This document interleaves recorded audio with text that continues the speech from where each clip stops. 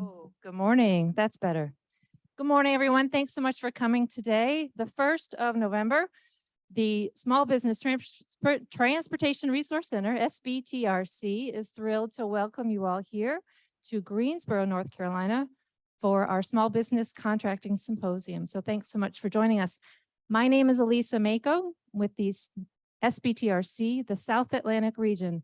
The South Atlantic region covers North Carolina, Virginia, West Virginia, Kentucky, and the DC metro space. And we're thrilled to have you all here.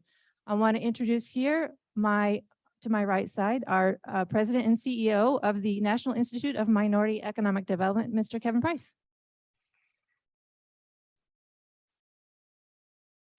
Good morning, everyone. Happy November. Can you all believe we're at November already? It seems like we just brought in the new year, and here we are about to celebrate Thanksgiving. It's amazing. What a fast year that has gone by. And we're all here because what? Not only this, but we didn't win the lottery last night. So here we are. So I'm glad to see everyone. I am excited about today and all that we're going to experience today with the Small Business Contracting Symposium. Yay.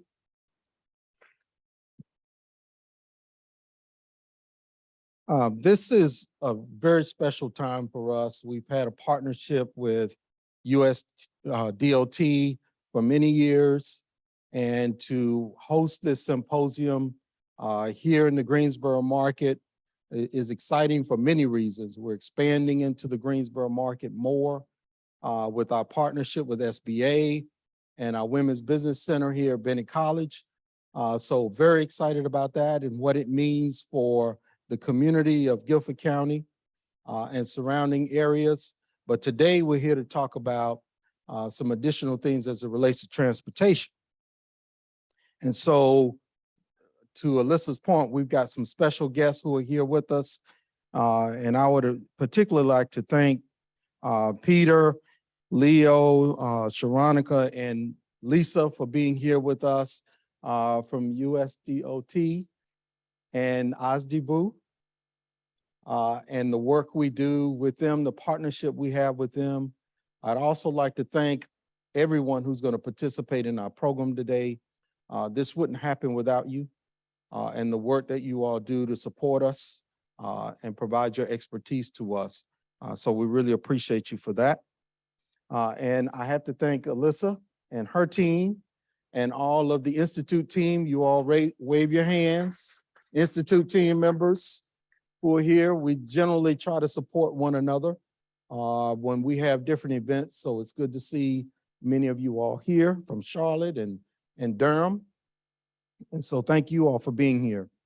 A few safety protocols. You all should have gotten a mask, the cool mask that we love to give out at different events like this one. You're welcome to wear it, but you don't have to wear it. I'm so used to at ENC, our executive networking conference, saying wear your mask, but we're easing up a little bit. So you don't have to wear it. But I'd appreciate it if you did some because it's got our brand on it. So wear it some. But in addition to that, you all should have the CVent app.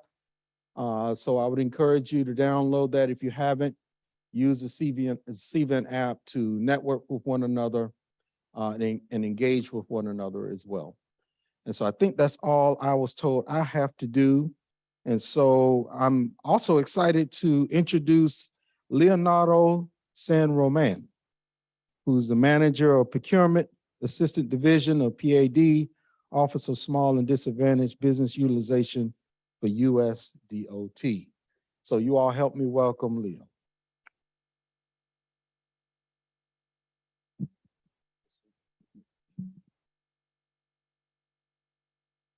Hi, good morning, everyone. Perfect. My name is Leo San Roman. I am, and as Mr. Price said, I am the manager of the Procurement Assistance Division in DOT's Office of Small and Disadvantaged Business Utilization, aka OSDBU. On behalf of our director, Shelby M. Scales, I want to welcome small businesses, DBEs, and stakeholders to our third regional event of this year, Advancing Equitable Infrastructure Opportunities. And thank you to all of you to take some time off of your busy schedules to be with us today. Our South Atlantic SBTRC and OSDBU team put together a great program, and we would like to get started right away. So today's session is a collaboration between our South Atlantic SBTRC, the National Institute, DOT Operating Administrations, which we have Federal Highway Administration already here in the room, other federal agencies such as Small Business Administration, NVDA, and state DOTs from North Carolina, District of Columbia, Virginia, and West Virginia. I want to give a shout out to the South Atlantic SBTRC and OSDBU team for their work they put together. So I appreciate your efforts. From technical assistance available to small businesses and DBEs, to our Access to Capital initiative, to a high-level crosswalk of the Bipartisan Infrastructure Law, today's program is packed with useful information to help you compete and perform in DOT contract opportunities and move your business to the next level. Also, a networking session will be held from 2:15 to 4 p.m. this afternoon. You'll have an opportunity to talk to selected partners and providers from across the South Atlantic region. The Biden-Harris administration signed last year the bill, the Bipartisan Infrastructure Law, to provide a once-in-a-generation investment in our nation's infrastructure and competitiveness. The department will receive more than $500 billion for projects including highways, roads, bridge construction, transit and airport projects, and the electric vehicle charging station initiatives nationwide. These funds will create well-paying jobs and will provide an opportunity for small and minority business owners to compete and perform in projects nationwide. At OSDBU, we strive to provide small businesses the tools, the technical assistance, and capacity building activities to help you succeed in government contracting. Our role is to promote the inclusion of small businesses, small disadvantaged businesses in DOT and DOT-funded contract opportunities. We work closely with our community, with our acquisition community, to ensure small businesses have a fair opportunity to compete for those projects. We hope today's session will assist you to be ready and stay ready to compete and perform DOT contracts. I know you wanted to see Secretary Pete Bridges today. Unfortunately, he is attending another event that he couldn't make it today. However, he recorded a video for today's event and we're gonna play it right now. Hello, I'm Secretary.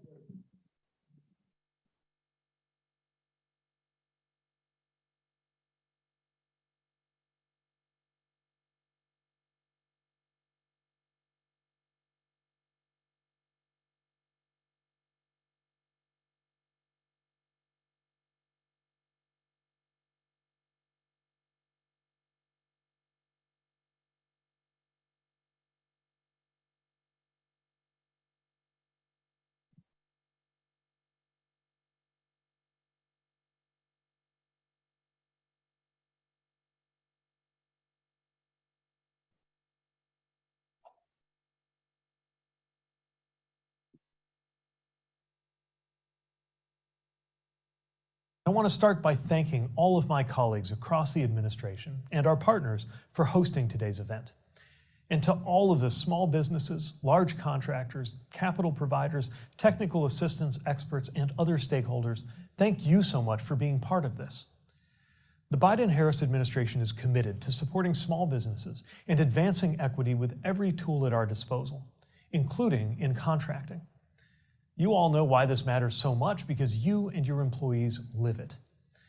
A few months ago, I met with some of the workers who were building new metro lines and airport improvements in Los Angeles. A number of them were born and raised in the area, some were previously justice involved, and every single one of them spoke about how this work gave them pride and peace of mind about the future, in addition, of course, to a good paycheck. I've heard the stories of businesses like the Hispanic-owned civil engineering firm in Virginia, who got help from our Small Business Transportation Resource Center, and then went on to partner with prime contractors on several road construction projects. That business has grown from 28 employees and a revenue of about $1.3 million in 2019 to 70 employees and a revenue of about $18 million today. And we've even seen how when these contracts are equitably distributed, it can benefit an entire city. I'm thinking, for example, of how a single major set of projects in Atlanta, the Hartsfield-Jackson Airport, helped create one of the largest, strongest Black middle classes in the country by ensuring that Black residents and business owners had a seat at the table when it came time to hand out and win contracts to build and staff that effort. That happened years ago under Mayor Maynard Jackson. But when I visited Atlanta to meet businesses involved in today's rounds of improvements, many of them made clear that they got their start with the generational opportunities from before, and they were scaling up even more today on the strength of that prior experience. Now, we need to ensure access and fairness in contracting with the thousands of projects that we're supporting through President Biden's historic Bipartisan Infrastructure Law. Every small business owner, and certainly every small disadvantaged business owner and DBE, knows how hard it can be to secure transportation infrastructure contracts. From bonding requirements to a lack of access to capital, to challenges with workforce development, there are so many barriers that can stand in the way. And it's important to acknowledge that the federal government can and must do more and do better to support businesses like yours. We're committed to doing just that, and to creating equitable access to the intergenerational wealth creation that happens through the delivery of infrastructure projects. That's why our Office of Small and Disadvantaged Business Utilization, or OSDBU, is supporting trainings and capacity building activities, including events like this one, to help you succeed in your contracting efforts. It's why we're revamping our disadvantaged business enterprise programs and have streamlined our procurement forecasts so that you have access to a simple and easy-to-use database of contract opportunities across our department. It's why we've created a new internal procurement equity dashboard so that managers and decision makers can look at direct spending and make sure that we're hitting our small business goals.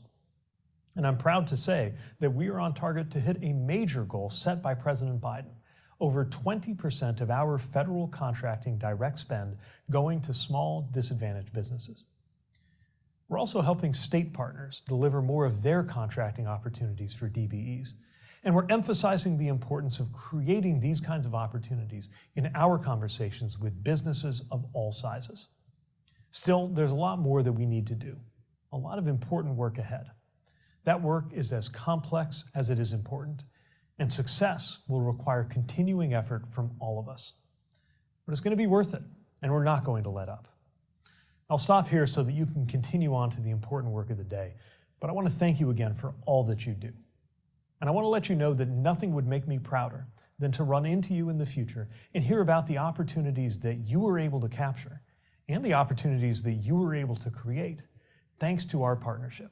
So I very much hope that we'll cross paths again in the future. Meanwhile, thank you and have a great event. So thank you, Linda. Just FYI, our boss, our director, Shelby M. Scales, she reports directly to the secretary. She's appointed by the president. And when he says that he's committed with the small disadvantaged business community, he really is. She briefs the secretary on a monthly basis on how we're doing on SDB goals and achievements. And if we're not meeting the goals, he wants to know why. So thank God in FY22, we were able to exceed that 20% SDB goal. So we're very excited about that. So, and of course, when you do well in the next fiscal year, they bump up the numbers. So we don't know exactly how it's going to be, but it's going to be higher than 20% for FY23. So I wanted to turn it over now to my friend from the Minority Business Development Agency. Sorry, in federal government, we use a lot of acronyms. So I want to make sure that I want to spell that. I want to Minority Business Development Agency, MBDA, Angela Washington.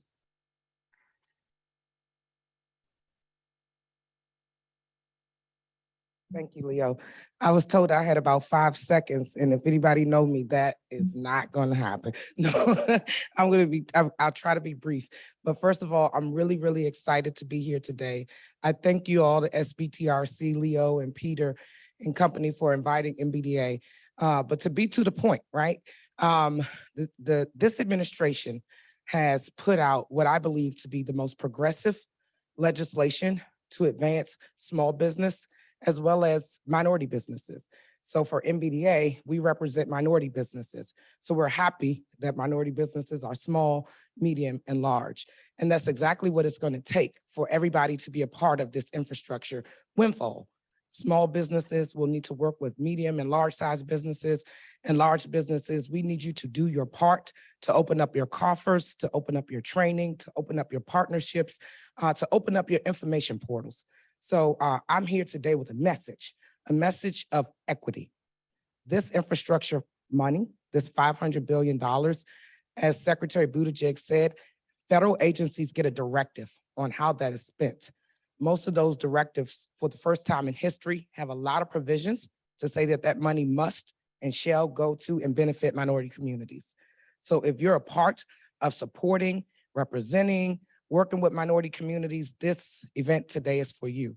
The Department of Transportation has pulled out almost every office that has funds to spend.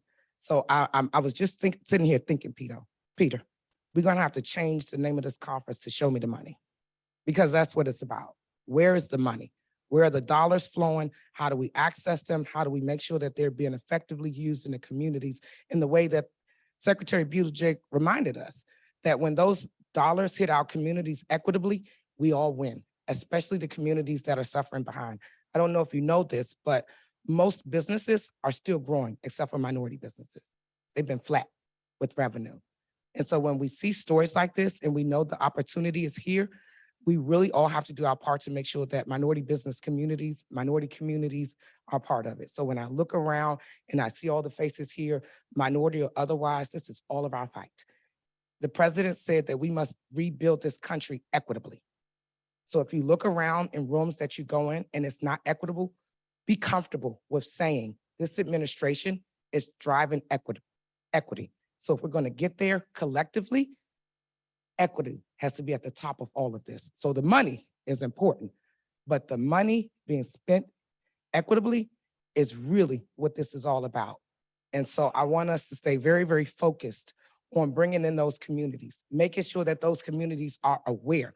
So when the SBTRC comes in your community, when I tell you, it should almost be impossible to hold people back from getting in the room.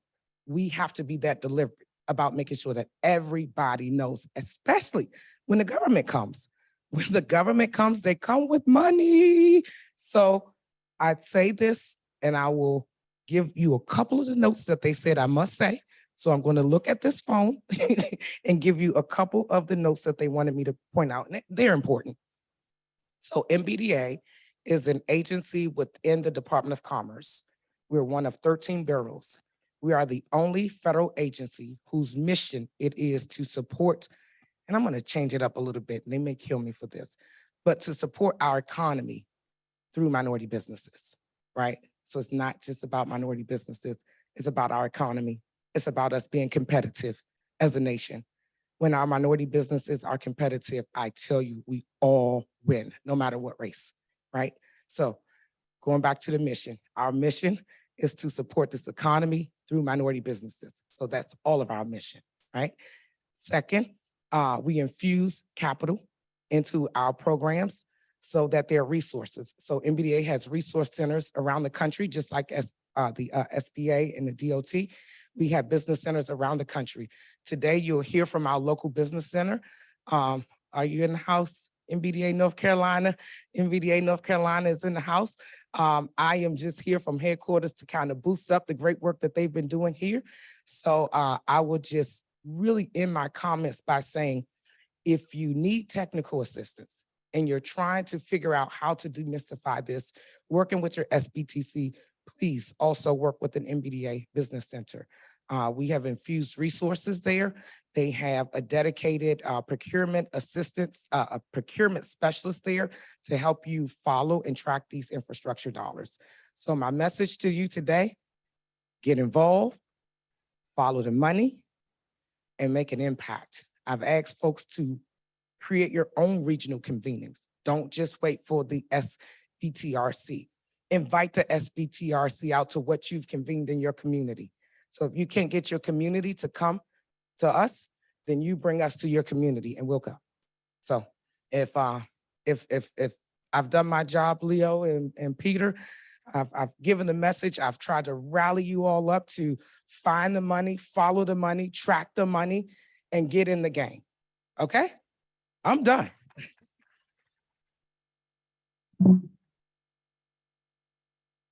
Thank you, Angela. And speaking of MBDA, our next conversation is going to be with MBDA. Sorry. I'm going to call onto this stage Mike Areola, Tammy Hall, and we are going to bring in our MBDA folks online on Zoom with the help of Linda, our tech guru. And we'll get started momentarily.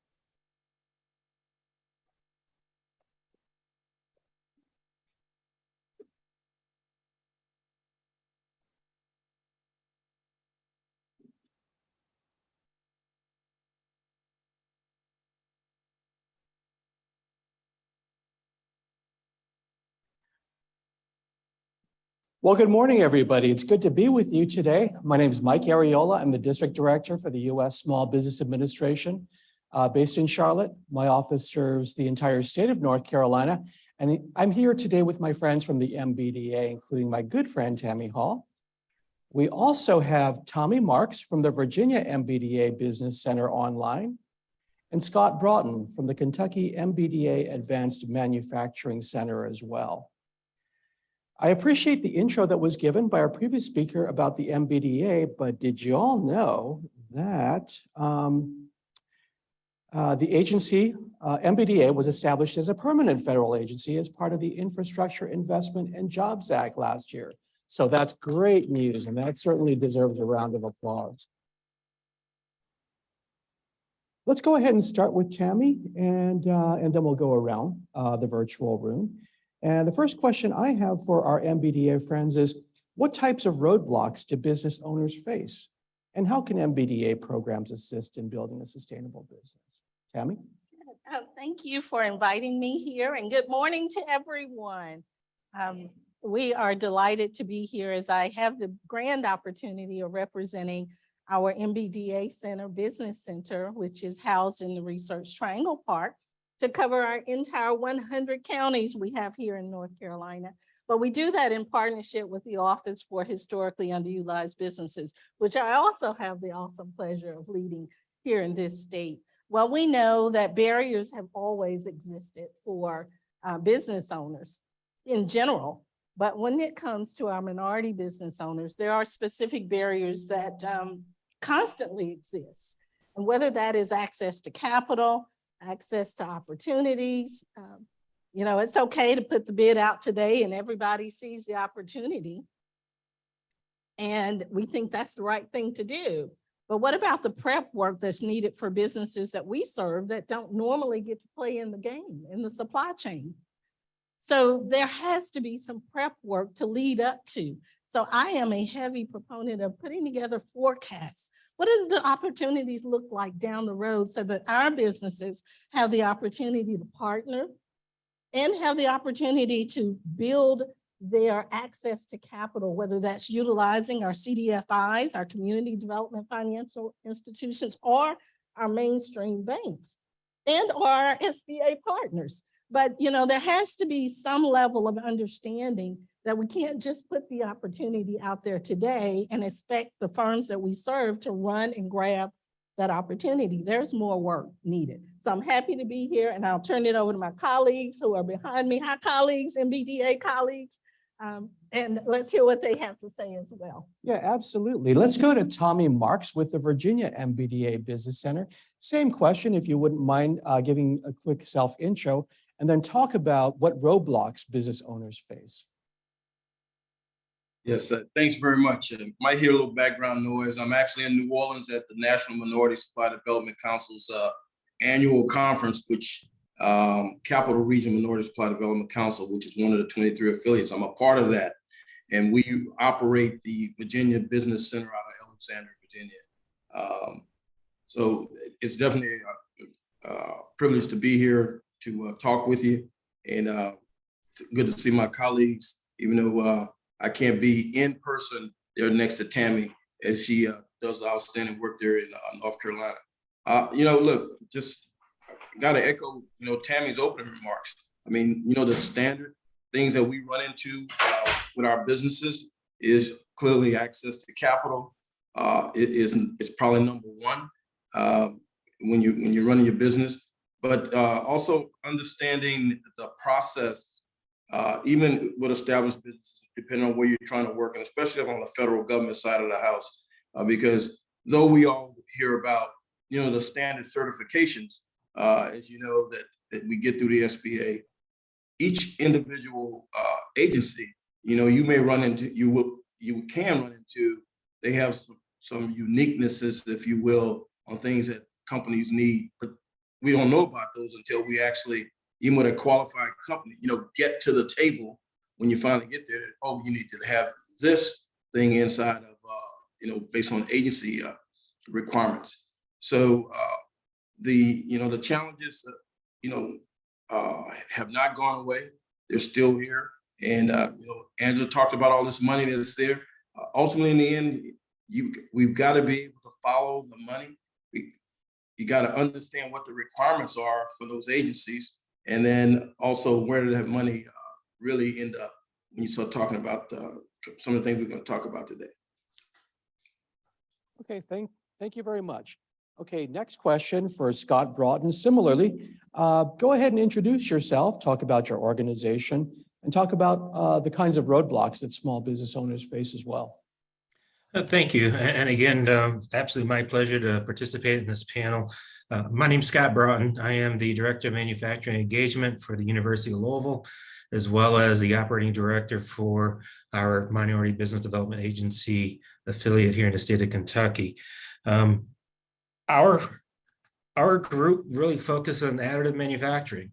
So for myself, I'm going to take the conversation a little differently. It's less for me about access to capital and more about innovative thinking. It's more about thinking out of the box, being proactive, being that person who raises their hand and says, you know what, I want to differentiate myself. So for me, the biggest roadblock that I see across the nation is having those individuals that say, you know what, I want to be different.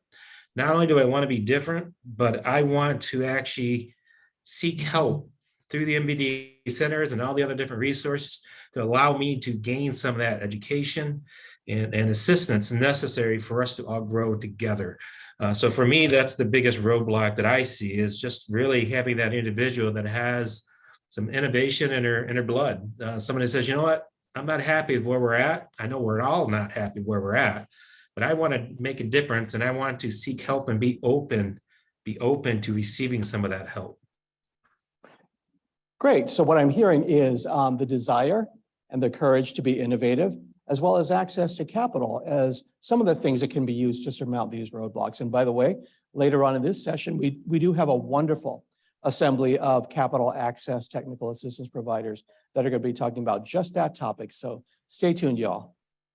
Next question, and I'll go ahead and pitch this one to Tammy again. How will the recent partnership between DOT and MBDA provide support to encourage the growth of minority-owned businesses? Absolutely. So this partnership further enhances what was already there. So we've always had a partnership, but certainly we're in the midst of special times, as Angela alluded to earlier. And so it is important now that we take these relationships, we forge what we all have to offer. We all serve a bucket of MBEs, that whether you're doing highway work or you're doing vertical construction, or you're over in the clean energy space, we're all serving businesses that have a desire. We have the most resilient businesses that we serve because there is always a desire to excel. and be part of the programs that we offer. So the relationship is a tangible one in which we can see value throughout. DOT here locally, as well as with the MBDA, as well as our other state partners that we have.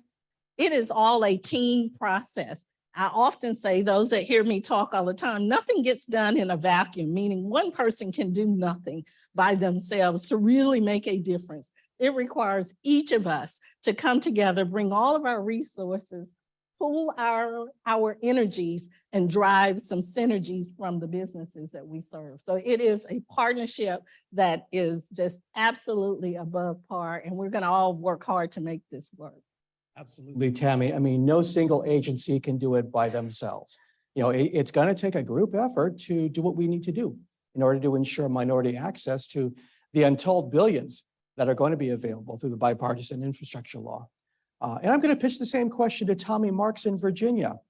How will the recent partnership between DOT and MBDA provide support to encourage the growth of minority-owned businesses? You know, I've been at this a little bit. You know, I actually came from the Army as a director of small business programs for the Secretary of the Army about 4 years ago, before I started working with MBDA. There's nothing that we can do in silos. I mean, you know, that's been proven time and time again. And we know in the federal government, a lot of times what we do that we work in silos, but you got to work across the aisles, you know, use that term they use in Congress in order to really get things done. And in fact, you know, Tammy is one of our newest center directors.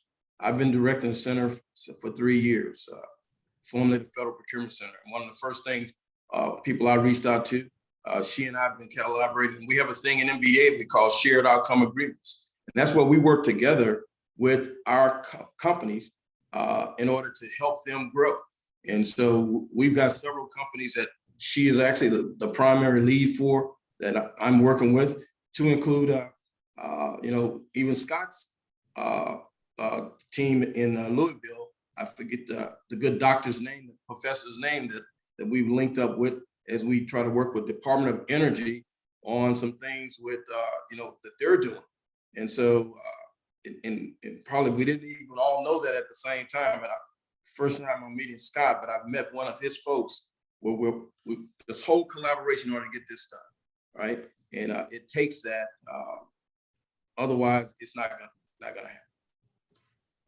Great, thank you so much, Tommy. And Scott Broughton also, how will the recent partnership between DOT and MBDA support the growth of minority businesses? You know, the nice thing about going after Tammy and Tommy is that they're saying some all the great things, and I just say ditto. You know, the fact of the matter is that anytime that you can bring a group of individuals together and they are all aligned perfectly to help you and your initiatives, all that really means is your Rolodex just got bigger. You know, so when you have all these different agencies coming together and they are all like-minded with the same initiatives, same goals, same mindset, it can only be successful. You know, and so for myself, you know, that's really what that partnership truly means, is that just brings more of these partners together that are all on the same initiative, same means of trying to do what's necessary and what's right. So for myself, that's the power of the partnership itself. Is everybody has that champion that they always go to. So hopefully that champion is now interacting with all these other various different departments and partnerships. So when you go talk to your champion, you're now talking to all across the nation, all the various different elements. And again, just appreciative of being part of that partnership. Okay, all right. Thank you so much, Scott. If I could just add, you know, Leo gave his opening remarks. You know, one of the things that for all the folks in the crowd, I mean, USDOT and MBDA, we have 50 business centers in MBDA across the nation. So think about that footprint, just like with the SBRTCs. So we're co-located some of places together. I mean, so, you know, it's a no-brainer that why wouldn't you be working together in order to foster and push the agenda? And so, and we're rock solid, if you will, with USDOT. In fact, I was in the audience when our Undersecretary Cravens signed an MOU about a month ago with USDOT, as we move forward. Okay, great. Thank you so much, Tommy. And Scott, I'm going to let you go first this time. The question is, how has your program promoted federal MBDA initiatives such as Enterprising Women of Color, the Perrin J. Mitchell Entrepreneurship Grants, and the State Small Business Credit Initiative? So this, of course, is the one question that I wish they did go in front of me. The fact of the matter is, our center in Kentucky is still relatively new. We're still getting our legs underneath us. But I do know that University of Louisville has partnered with University of Kentucky and all the other major universities across our Commonwealth to really encourage those grants that are federally funded and bringing those grants through actually the MEP program, Manufacturing Extension Partnership, to really develop that outreach that helps us bring some of those initiatives together. So I'm not going to have a really good response for yourself, and I apologize about that because, again, we're still new, we're still learning. And one of the things I'll talk about later on in our discussion here is about the need of failure. Failure being from the standpoint of being open to making a mistake and bringing some of those learnings into place here. So for myself, this is really about getting access to some of those programs themselves. I know I'm currently over the last month and a half or so meeting with many of our MBDA partners and friends and partnerships across not just the Commonwealth, but also our region to help bring some of those resources to our center. Okay, thank you, Scott. And same question for Tammy. Talk about Enterprising Women of Color, the Perrin J. Mitchell Entrepreneurship Grants, and the State Small Business Credit Initiative as they relate to MBDA. Correct. So I do know, just as my colleague said earlier, some of us are very new to the center work. We have 1 year under our belt and we made it. We successfully met our goals, and we're continuing to work towards other goals that have been identified for our center. Certainly, we are definitely interested and always willing to collaborate when it comes to those types of initiatives. I know our center has hosted seminars with the SBA, and I think EDPNC partnership runs our part of the credit initiative, but I may have that confused. I want to say maybe it's the Rural Center. It is the Rural Center? Okay. But I know that we've been in partnership with them, working very closely to ensure that our businesses are aware of all of the programs. Some of our centers have specific interest areas, and so those two specific are grants that have been administered by other centers, but we're definitely looking forward to whatever else we want to add to our bucket of what we have to offer here in North Carolina. And I think we would just say we cover all avenues of aspects for our businesses that we serve. Great, thank you, Tammy. And same question, Tommy Marks. How do you all promote Enterprising Women of Color, Perrin Mitchell Entrepreneurship Grants, and the State Small Business Credit Initiative within the MBDA Center? So, based on what headquarters puts out, we do our best to support that. And with the enterprise, the women's business centers, those are actually separate grants from our center grants that once they go out, like I think we mentioned earlier, Bennett College has one of the women's centers. With folks that are interested in those, you do a referral to the centers. On the Perrin Mitchell Awards would be the same things. Probably the one most, and we all three are really waiting for guidance from headquarters, because the Small Business Credit Initiative, which I got to start working at, probably about 7 or 8 months ago. MBDA was not in the picture initially, but they received $100 million just before we had our National Med Week, and that was announced by the Undersecretary, which came directly from Treasury.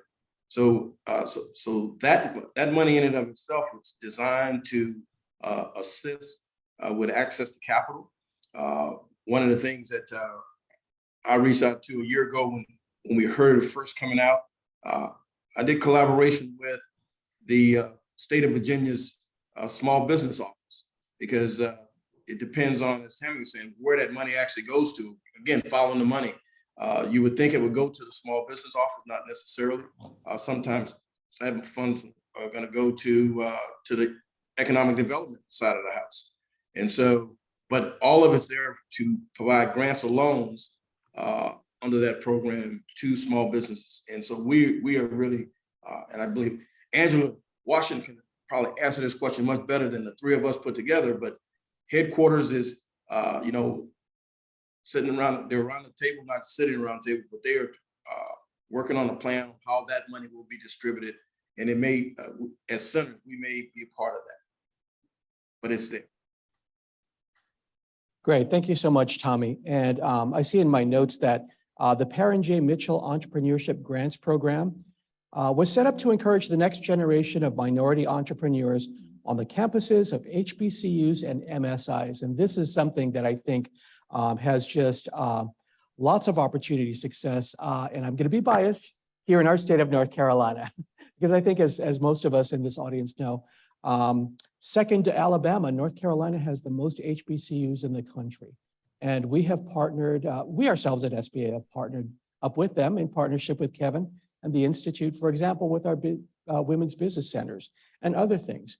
But I think it's the importance and the strength of our HBCU network, really, that is going to be able to pave the way for the next generation of leadership in entrepreneurship and elsewhere. And so the fact that MBDA has a program of this sort is something that really needs to be supported and promoted as well.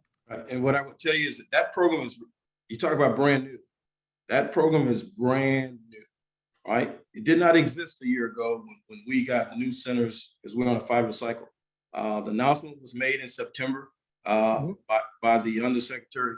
7 pilot programs went out about 2 weeks ago that was publicly announced of the HBCUs and MIs that they're starting with.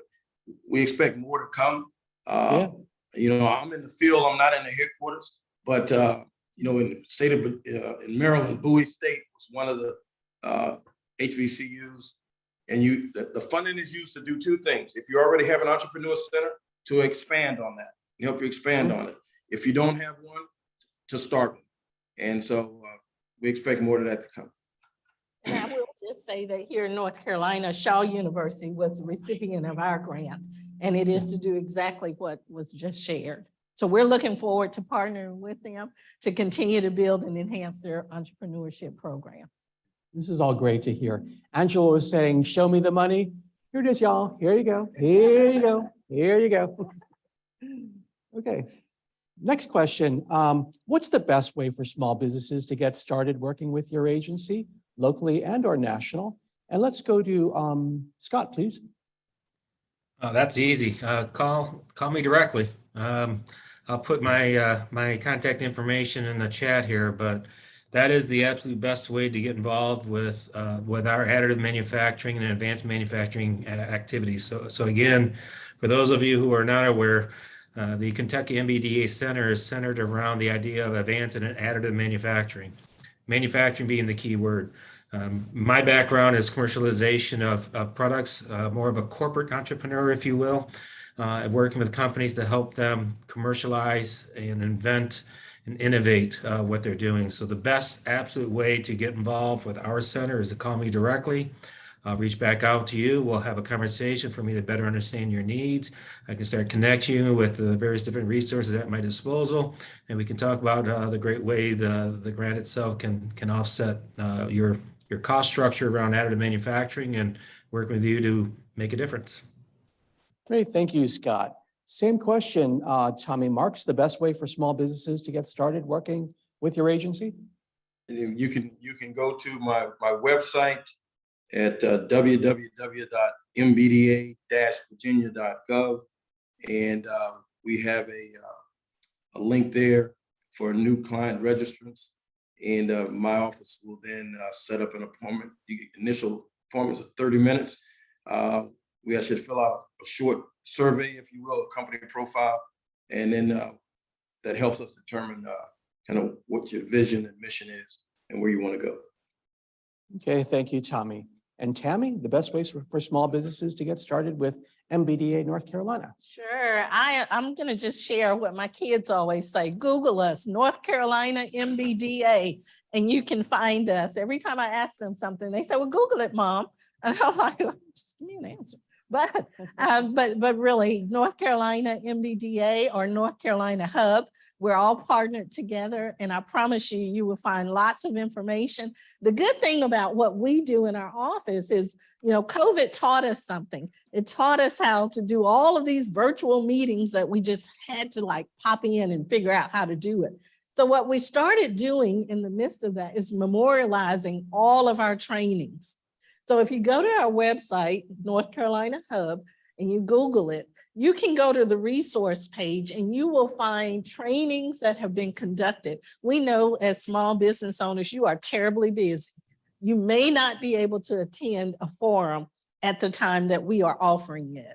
So we want to make sure we capture the message so that you can sit back at some point in time and just look through the webinars, get all the information you need from your own research side of what you're doing, and then reach out to us to answer any questions that you may have.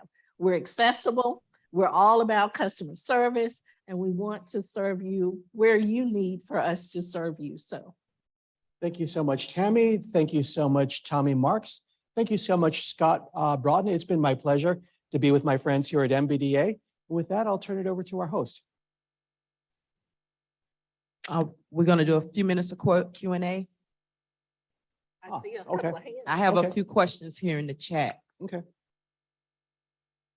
Okay, the first question here we have is what are the best websites to sign up for procurement opportunities for DBE, MWBE companies? Anybody want to take that? So I'll just start. You should all sign up with North Carolina State Government. So we have a vendor portal. You should all be registered in that vendor portal. The good thing about it, and we're continuously perfecting it, so it's not perfect, but what you do is you register as a vendor to do business anywhere in the state of North Carolina. You choose your commodity codes.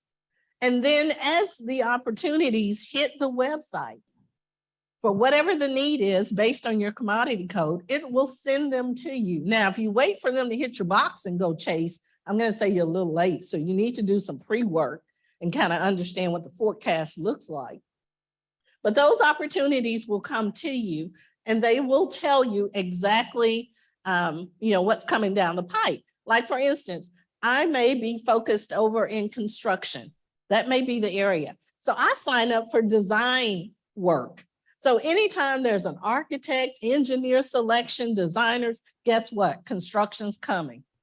That is your forecast. So you really have to be strategic around how you align your codes to match the work that you're doing so that you are able to prep for that opportunity. But I would say go to the website, sign up as a state of North Carolina vendor here in this state, and you will get access to all of our state government opportunities.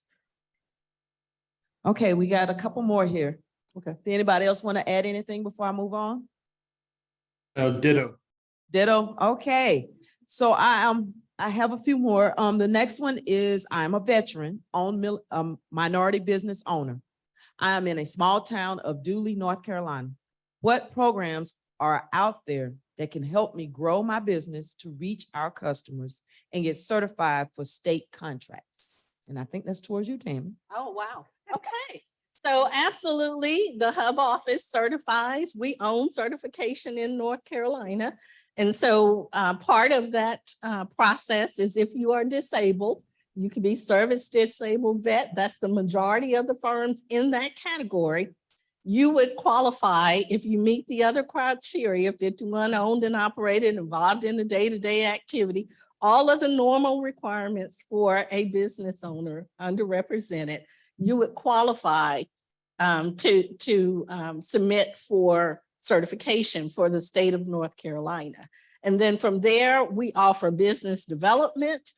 We also will partner you with our MBDA office. We have all types of services that can be offered, and we're happy to walk you through that process. And we have a number of our team members here. Hub and MBDA, raise your hand. Yay. And so they're here. And we're happy to work with you all whenever we possibly can. Okay, I think we have one question here face to face. I'm going to Gerald, right? Sad I said. Gerald's got a question. Yes, thank you. Thank you all for this program. My question is, what monies, grants, or programs that are out there for existing companies that's trying to transition to train the workforce or the employees? Because one of the barriers that we all are having is just workforce development, just having employees. So if we're trying to transition into the department, into the transportation side, what programs are out there or grants that can help us fund while we're training these guys to be able to pay it? That's a great question. Does anyone have a right off the bat? Somebody got to answer. Okay. Yeah, I'll take a stab at it. So actually, that is one of my favorite questions because it really goes back to really what was being said today. The market research is not necessarily Google, so to speak. Well, not to say that Google, because that's my favorite, but when it comes to federal programs, there's very specific federal websites that you use to follow. But most of the time, give you the top ones really quickly. It's going to be tricky because the grants go to a lot of different entities, but grants.gov is the federal government's premier website for all grants. Now, they're not just going to be specific because most grants are not specific to individual business owners. You have to find the grants that are servicing your need. So that's a little different and that's tricky. So finding grants at the federal level can be tricky. But if you're looking for local grants, state agencies oftentimes take their federal money and create local grants. They're very hard to find, but they start at the very, very local level. You have to dig deep and see what those local grants are. Now, when it comes down to contracts, I'm going to tell you the same thing. FPDS, which is the Federal Procurement Data System. This is where all federal contracts that are not classified, Tommy, that are at least above $25,000. So if you're looking for contracts specifically, you have to do a little bit of that pre-work, know who you are, know your NAICS codes, your profile, and you can go in there and searching is really, really simple. But I will precaution everybody, not specifically to go aggressively just looking for grants. They're probably the hardest form of capital to find for your business, truly. Yeah. Like No, that. Yeah, no, I agree. Yeah. I will say that the undersecretary, in his visit to North Carolina a couple of weeks back, that was something we had a discussion about, because business owners said they needed more access to grants. And we understand, minority businesses are, they're continuing to have challenges as a result of the pandemic. I will say that Angela, North Carolina did exactly what you just said. We used our CARES Act funding and we created our first ever small business grant program. And today I think we've administered over $40 million out to small businesses with the assistance of the Institute in Carolina Small Business in being our nonprofits that work directly with us. But we utilize that resource to get that money out to help keep your doors open. Okay. I'd like to add a little bit from Kentucky's standpoint. There's actually some state grants that helps manufacturers offset their training needs. So something called Bluegrass State Skills, www.bssc.com. Put it into the chat. You can always give me a call directly. The other thing I was going to mention is the MBDA grant itself through Kentucky covers 80% of working with University of Louisville's additive manufacturing processes, training, education, as well as physically using their equipment. And of course, we are a regional center, which means that you do not have to be in the state of Kentucky to use Kentucky's MBDA center. To use Bluegrass State Skills, you do have to be in the state of Kentucky and you have to be a registered small and mid-sized manufacturer. But again, there are grant opportunities, and I would encourage you to go talk to your champion. Most likely they have resources at their disposal they can point you to. All right, thank you. Tommy, you have any final comments? We need to wrap up so we can Yeah, actually just transition. quickly. I see quite a few hands coming up too. Yeah, just quickly, and this information came from Shelby Scales yesterday when I sat through a session. If you're talking about this, the gentleman's question, if you're talking about trying to transition workforce, USDOT has 2 offices, and I think Leo could tell you much better than I can who they are, but actually have grants and loans. One that focuses on workforce. And so I would talk to Leo and his people that are in the room. Thank you all. Thank you. It's just so we can stay in a timely manner. If I can have Leo and John to come down to get Mike up, we'll take a couple-minute break to switch up so we can stay on schedule with our nut sketch session about DOT operating administration. And we want to thank you all for joining us online. Tommy and Scott and Mike and Tammy, thank you all for being here. And we'll take a quick flip. Thank you.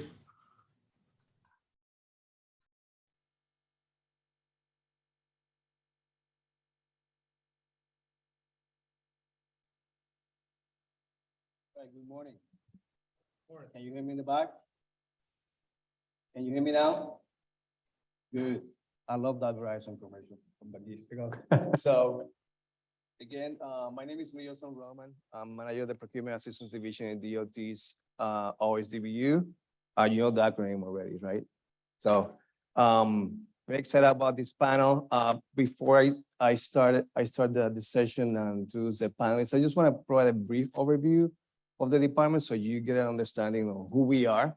So we are the U.S. Department of Transportation. We are not the NCDOT or Virginia DOT, okay? So our department has more than 55,000 employees worldwide.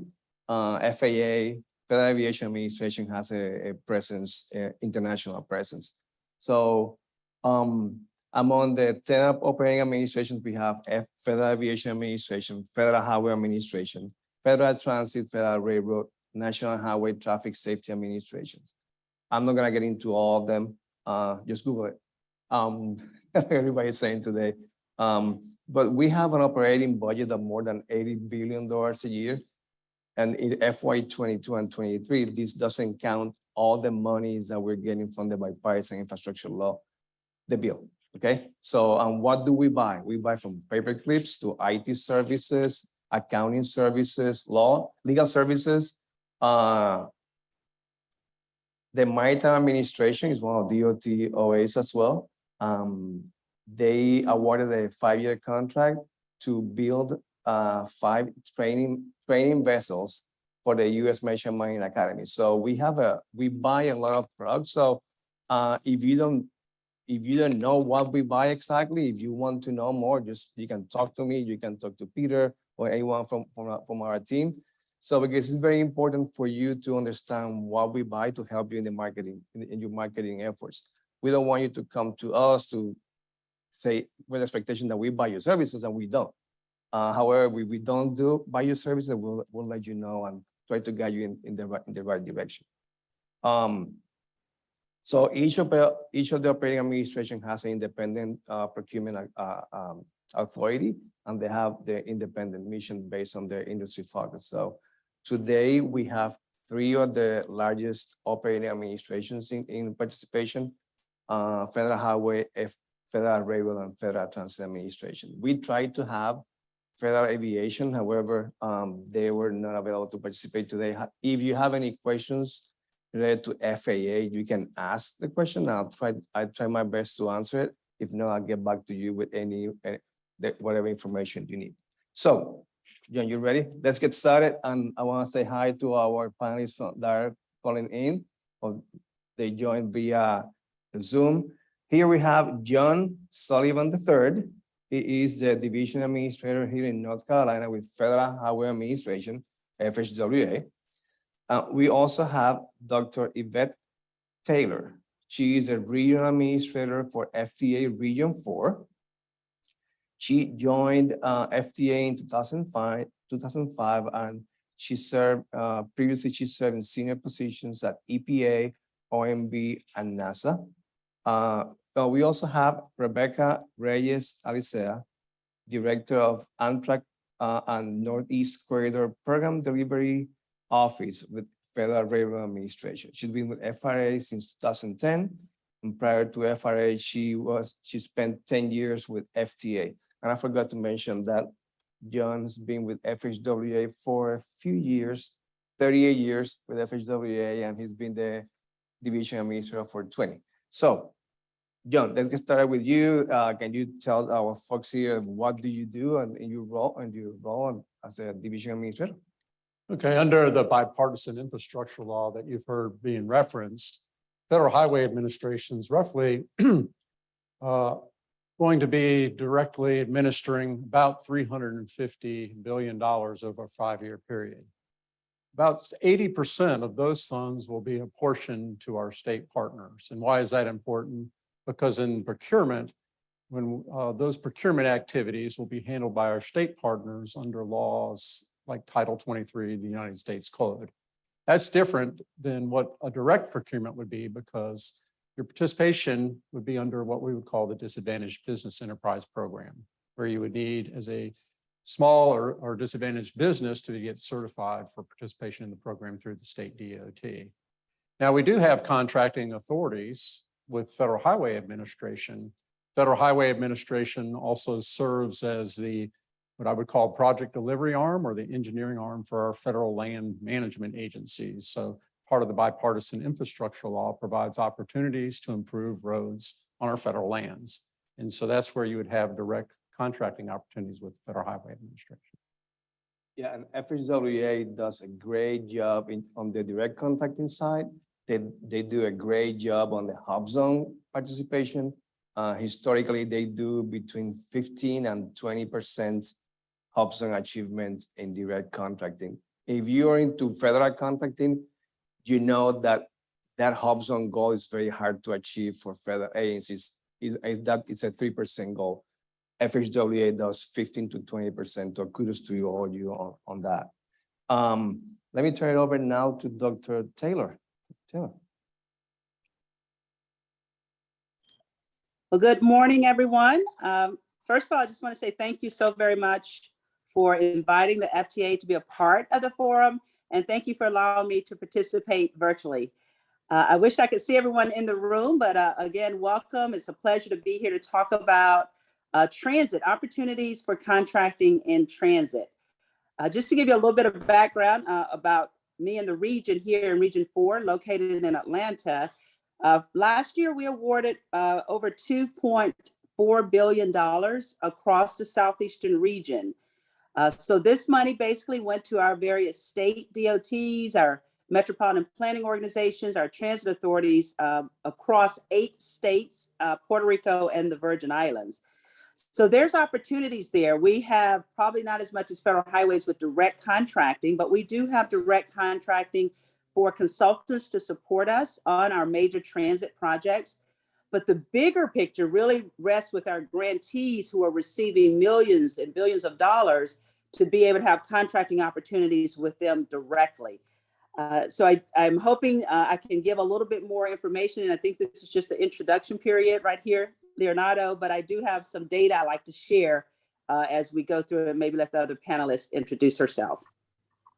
All right, thank you, Dr. Taylor. And then also, as she mentioned, there's a lot of opportunities on the financial assistance side, but on the direct contracting side, to give kudos to FTA as well. In FY 2021, they awarded 65% of their contract dollars to SDBs. So that's our DOT's highest SDB achiever in 2021. So they work very hard to get to that number. So however, as she mentioned, and some other speakers, panelists before mentioned, you need to follow the money. It's important to you, for you to understand who's awarding the contract, because if you go to Yvette, Dr. Taylor, for a contract that's gonna be awarded by FTA on the direct contract side, she won't have any information to you and vice versa. So it's very important that you follow the money to help you in your marketing efforts. Alrighty? Absolutely, that is correct. Thank you. Now, next we have Rebecca Reyes-Alicea. Thank you, and thank you everybody for inviting the FRA to participate in this panel today. Similar to the previous comments, we do some direct contracting, but a majority of the opportunities on the rail side come through our grantees. They come through competitive grants. So the idea is to really partner with the local entities, the railroads, state DOTs that would ultimately be, providing those opportunities that would be seeking federal funding. We're in a unique space and time right now for rail in this country, in that we have received the most funding than we have ever seen for passenger rail. So it's an exciting time to be at the FRA. It's an exciting time to be sort of working in the space of rail. And, we've received over $102 billion in funding availability over the next 5 years for passenger rail improvements across the country. So that is a huge bump up for the FRA and for our project sponsors and the railroads to improve passenger rail. And the Bipartisan Infrastructure Law was really the first time that FRA will have substantial and predictable funding, which is helpful to all of you in the work that you do in sort of understanding the lifespan and what to expect on an annual basis, at least for the next 5 years of funding available on the passenger rail side. So I'm looking forward to talking a little bit more about what FRA has available. But I think that the key takeaway is that we work with competitive grants, and it would be really important for all of you to be partnered with those entities that would be seeking federal funding through the FRA. Thank you, Rebecca. And then I want you to leave you out to FRA does a great job, but that's one of the few operating administrations that met all the 5 socioeconomic goals in FY 2021. So we work very closely with your acquisition shop, with Terry Williams, to ensure that small businesses have the opportunity to compete with FRA opportunities. So we mentioned that $500 billion would go to projects nationwide, but from the $500 billion, $5 billion of those would go to direct contract opportunities with the Federal Aviation Administration for air traffic facility improvements. So if you are into aviation construction, air traffic control, tarmac repairs, that's something that you should be looking into. There's going to be $5 billion in the next 5 years for those projects. Okay, so we have a few questions here that I'm going to ask the panelists to answer. I'm going to start with you, John. You're here next to me. So what are some of the priorities for your respective mode under the Bipartisan Infrastructure Law over the next 5 years? With the Bipartisan Infrastructure Law, with the roughly $350 million, and translating that to North Carolina, we went from 1.1 billion back in the last year, the FAST Act, to obligating last year North Carolina $1.8 billion for projects. So our priorities are really under equity and economic competitiveness, is really to grow our businesses and provide access to the American workers and businesses to jobs and economic development. So our priority for equity is really, how do we increase the workforce and how do we increase opportunities for small businesses? We're looking really at 2 ways of really using our influence through the federal aid program and working with our state DOTs to increase opportunities through the disadvantaged business enterprise program, and also through our supportive service contracts, where we have the opportunity to grow the workforce that are working for our small businesses. The second way is really through the discretionary grant program. And so the first time in my career, the administration is being really intentional to provide discretionary grant opportunities to those recipients that had not had the opportunity to use federal funds previously to build their roads. And so in the recent RAISE grant announcements, we are dealing with 2 new cities that we haven't really done direct contracting with. And in the Safe Streets for All program, I think this is a program, a discretionary program, where state DOTs are really not eligible to participate as a grant applicant or a grant recipient. So really opportunities to try and build that wealth and address some of our priorities through broadening our reach with different recipients, and then also helping to grow our industry. Thank you, John. Rebecca? Gotta click off mute. Yeah, I mentioned earlier sort of this unprecedented time for rail, in that we have predictable funding over the next 5 years. It's the first time that we have a predictable funding scenario for the rail side.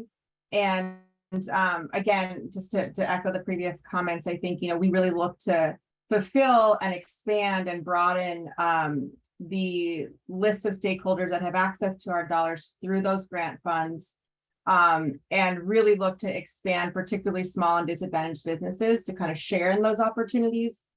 Because there's more money out there, we have sort of a broader reach. And we're hoping that we can use the tools that we have through our grants process to help reinforce and encourage the partnering with those small and disadvantaged businesses, particularly in those efforts that we have going forward through our discretionary grant programs. All right, thank you, Rebecca. Dr. Taylor? Great, thank you. So from the transit side, the Bipartisan Infrastructure Law has provided $108 billion for public transit over the next 5 years. So we know that this money will go to more than 1,000 FTA recipients, that's nationwide. And with most of the money, it's going to be programmed for capital projects that will improve public transit. So of that money, we're looking at probably more than $150 million being made available for procurement opportunities. And when I look at the numbers just in my region over the next 5 years, the estimate, and I'll just share a couple of those, estimate for North Carolina is $920 million will be made available for procurement opportunities. Again, these are estimates depending on how things fall out with the census, the results of the census data, and how we input it into our national transit database. But that's a significant amount of money that's going to be made available just within the state of North Carolina. Florida, for example, we're looking at approximately $2.8 billion that's going to be available out there. So there's great opportunities. These are formula funds that we administer, but on top of that, we also have discretionary programs that's available for some procurement opportunities as well. And those are our priorities that you ask about: the bus and our bus facility program, our low or no emission program, our ferry passenger program, and our major capital investment program are some of the higher priorities, and that's where you're going to see the money. So as Leonardo mentioned earlier, you want to follow the money. You want to see where the money is going, to which of the either state DOTs or state transit authorities, and you want to market yourself and your services to them. Just to share kind of some of the services that we directly contract for within the FTA would include more like consulting services to help us do oversight of our major programs, also helping do financial management reviews. There's a host of oversight reviews that we conduct of our recipients to make sure that they're in compliance with how they're spending the money. Well, we need consultants to help us do that, right? So if your company has a financial background or a civil rights background or technical capacity in the construction area, those are the kinds of consultants that we seek to help us provide oversight. So again, we're just really excited to have such an influx of money. This is historic for transit. And our goal is to try to get the money out to our recipients as quickly as possible. Those dollars then can trickle down and out to the industry, again, providing opportunities for more contracts. Thank you, Dr. Taylor. The next question, I'm going to start with you. How do you see, so we talk a lot about how much money is going out, right? But how do you see small businesses playing a role to support your priorities? Well, one of the things that we do is we have, set aside, if our grant recipients are spending more than $250,000 annually in federal dollars, we require that they have a goal that's set, particularly for disadvantaged business enterprise. This can include your woman-owned business. So how can they get involved? They should create a relationship and market themselves to the transit DOTs and the transit authorities.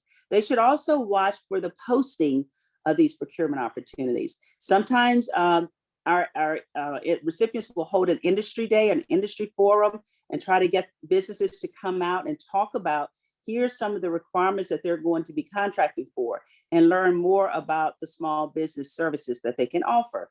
So I think that open communication is really important, creating a network. And all of this is in addition to following the money, but building those networks and staying on top of what opportunities are being posted. We do require our recipients follow a full and open competitive procurement process. So it opens up the playing field. And we encourage our large contractors to also bring on those small businesses as subs to help support and deliver the better and improved public transit. So I hope that answers your question in terms of what can they do? Reach out, market your services, follow the dollars, get those automatic notifications from FedBiz Ops where procurements are typically posted, and then reach out and attend any upcoming industry forums that may be held. All right, thank you. Rebecca, you want to add something to that? Well, all of the above to what Yvette said. I mean, I think the same is true on the rail side. And, you know, what we are looking to do is create this strong project pipeline, right, for the future of rail. And in doing that, it's really about creating those relationships with our grantees so that you can start to kind of be a more regular part of the fold. But I would echo everything that Yvette said. It's exactly what we would have said as well. Yeah, anything you want to add? Well, I would echo exactly what they're saying. In addition, I think, you know, if you look, federal highways, industry, our contracting partners, our state DOTs, we're all looking for our workforce of the future. I think federal highways, we have more opportunities for small businesses to help us. I think we will sort of transition to maybe a Federal Transit Administration model to help us with some of the discretionary grant programs. So I think there'll be some opportunities for small businesses to help us with more professional services. I think one of the challenges or one of the priorities of the Federal Highway Administration is how do we expand small business and disadvantaged business opportunities across all federal highways programs, modeling the success, Leo, that you talk about with the federal land highway divisions in their procurement processes. So that's what we're trying to do a little bit differently to address sort of what we see as a big challenge before us, which is how do we build the firms and the workforce capacity to deliver this much generational funding that we have before us. And for you as a small business, if you want to get into the big contract opportunities, you should go to these open administration websites. They have a very clear, detailed information about the funding, the grant opportunities that are coming up, and you can get very more knowledgeable on what's in the pipeline. Also, if you want to know what the funding that is going to your state, you just Google the state-by-state fact sheet, and it's going to give you how much money is going to each state and for what specific program under the bill. All righty. Rebecca, for you, are there new opportunities available in your mode for minority and women-owned businesses? Yes, absolutely. I mean, thanks to the new infrastructure law, federal funding through a variety of programs, and I haven't identified the various programs, but we have a couple of expanded programs and new programs under the Bipartisan Infrastructure Law. And that funding for many of those programs has nearly tripled in some cases.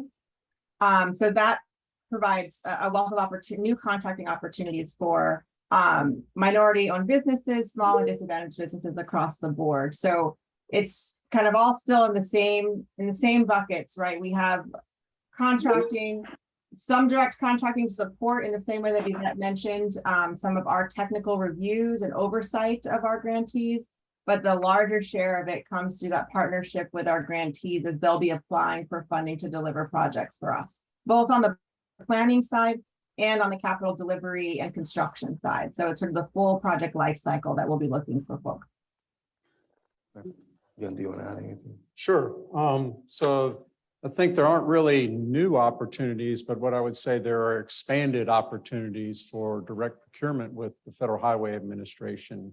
So our Office of Federal Land Highways manages or serves as the project delivery arm for our federal land management agencies. Bill provided $2.2 billion over 5 years to make road improvements on federal lands. For our region, the Eastern Federal Lands Highway Division sort of serves as the agent for the federal land management agencies in our area. They anticipate next year somewhere between 160 to 200 million in contracts, translating to roughly 40 to 50 construction contracts to be let in the upcoming year. Now, one of the things, I know one of the participants in the previous session mentioned that I could give you the long website address, but what my son did, he says, "Dad, why aren't you using search engines?" And so I will tell you, being the division administrator for North Carolina, I'm not as familiar with the federal procurement side of our acquisition with federal lands. But I did type into the search engine the simple way I knew how is FHWA small business. And it took me right to our website. And within the website, it gives you the contact of Miss Mandy Wiley. She's our small business team leader. She leads our acquisitions for the federal land agencies. The website is very nicely designed for a novice like me. I was able to click, and it took me to the Office of Small Business, well, SBDU. Yeah, okay. Well, it took me right to their website where there's a nice tool, and it's called the Procurement Forecast. Okay, and the Procurement Forecast is very well done. You can click on each of the modes, so you can filter modes, you can filter type of small business, and you can see the upcoming future opportunities that each administration is planning to deliver. And then within our Federal Highway Small site, it also has a link for contract opportunities. The difference between the forecast and contract is the forecast is telling you what we plan to do, okay? The other link takes you to the sam.gov, okay? That's where the contracting opportunities are. And in our website, it gives you nice instructions on how to filter the SAM site so that you can see the direct procurements that federal lands is going to be delivering. Thank you, John. Dr. Taylor, segue to John's response. There's a question in the previous panel about how to access or how to find contract opportunities at the state level. Is there anything that you can add from your region? Sure.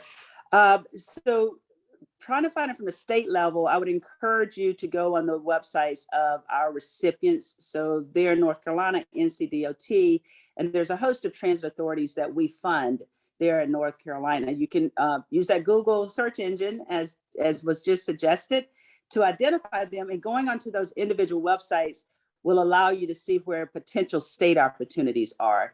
For the Federal Transit Administration, again, for those direct contracts that we have, we use the FedBiz Ops website where we post all of our opportunities. You could also go onto the FTA website and look under our acquisition department.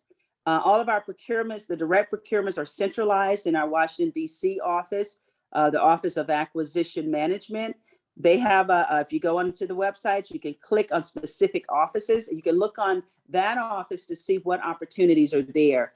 Also linking you to the FedBiz Ops, which is the official place, if you will, that we have to post our procurement opportunities. But again, where the bulk of the dollars are is with our recipients. And I would encourage you to go to their websites and see what opportunities, and to reach out to their procurement office. You all are not restricted from picking up the phone and calling and asking, where can you find a link of open procurements that's out there? That would be very helpful for you all. Rebecca, most of the funding that FRA gets on the grant side goes to Amtrak, right? So how small businesses can find about contract opportunities with Amtrak, if you happen to know? Yeah, I think it's the same. It's sort of, checking the Amtrak site. They will list all of their procurements, their funding opportunities, the various projects that they're engaged in. I think with a bipartisan infrastructure law, in addition to sort of the unprecedented amount of funding that is now in the works for Amtrak, the state departments of transportation also have a lot of access to new funding. So it's about also sort of creating new corridors across the country. So I would say, state DOTs, you could even also be, looking at the class 1 railroads. We do partner with them, short line railroads.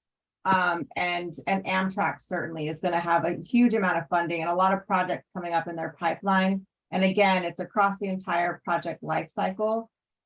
We also participate in a number of sort of industry events, sort of open market events that we want to make sure to encourage people to participate in. And also in wherever you can, get on the lists that we often go to, the 8A, Oasis. We use a lot of those sort of larger, if you're on those lists, you'll be sort of readily accessible to us when we're doing some of those direct contracting as well. All right, thank you, Rebecca. So we have one more question before we open the room for Q&A here. John, I'm going to start with you if you don't mind. What's one piece of advice you will give to a small business starting out? What's the best way to get involved with your respective mode? So I think the best piece of advice I could give a small business firm is to get certified with the North Carolina DOT through their Disadvantaged Business Enterprise program. That the dollars, so the panelists have mentioned, are really going, most of the dollars are going by formula in our program to the state DOTs, and network with the contractors, network with your state DOT procurement officials, and also network with Federal Highways small business team lead. I don't want to underplay the role of our Federal Lands Highway Division. I think they do a great job of setting up their procurements. And if you would be amazed at some of the goals that we have for FY22 and what they've accomplished. So working through them can help you build experience that would maybe provide you access to work with the state departments of transportation. Thank you, Jen. Rebecca, you have Yeah, I think it's really about putting yourself out there, attending some of the industry events that are put out. If you want to sort of lean into the transportation space, the rail space particularly, get engaged where a lot of those consultants, those large A&E firms also show up, where you can partner with them and be a part of sort of joint ventures. We see very often joint ventures come in as sort of supporting the delivery of our projects. And that's where we're able to really capture and leverage some of the small businesses on our large scale projects. Thank you. Dr. Taylor?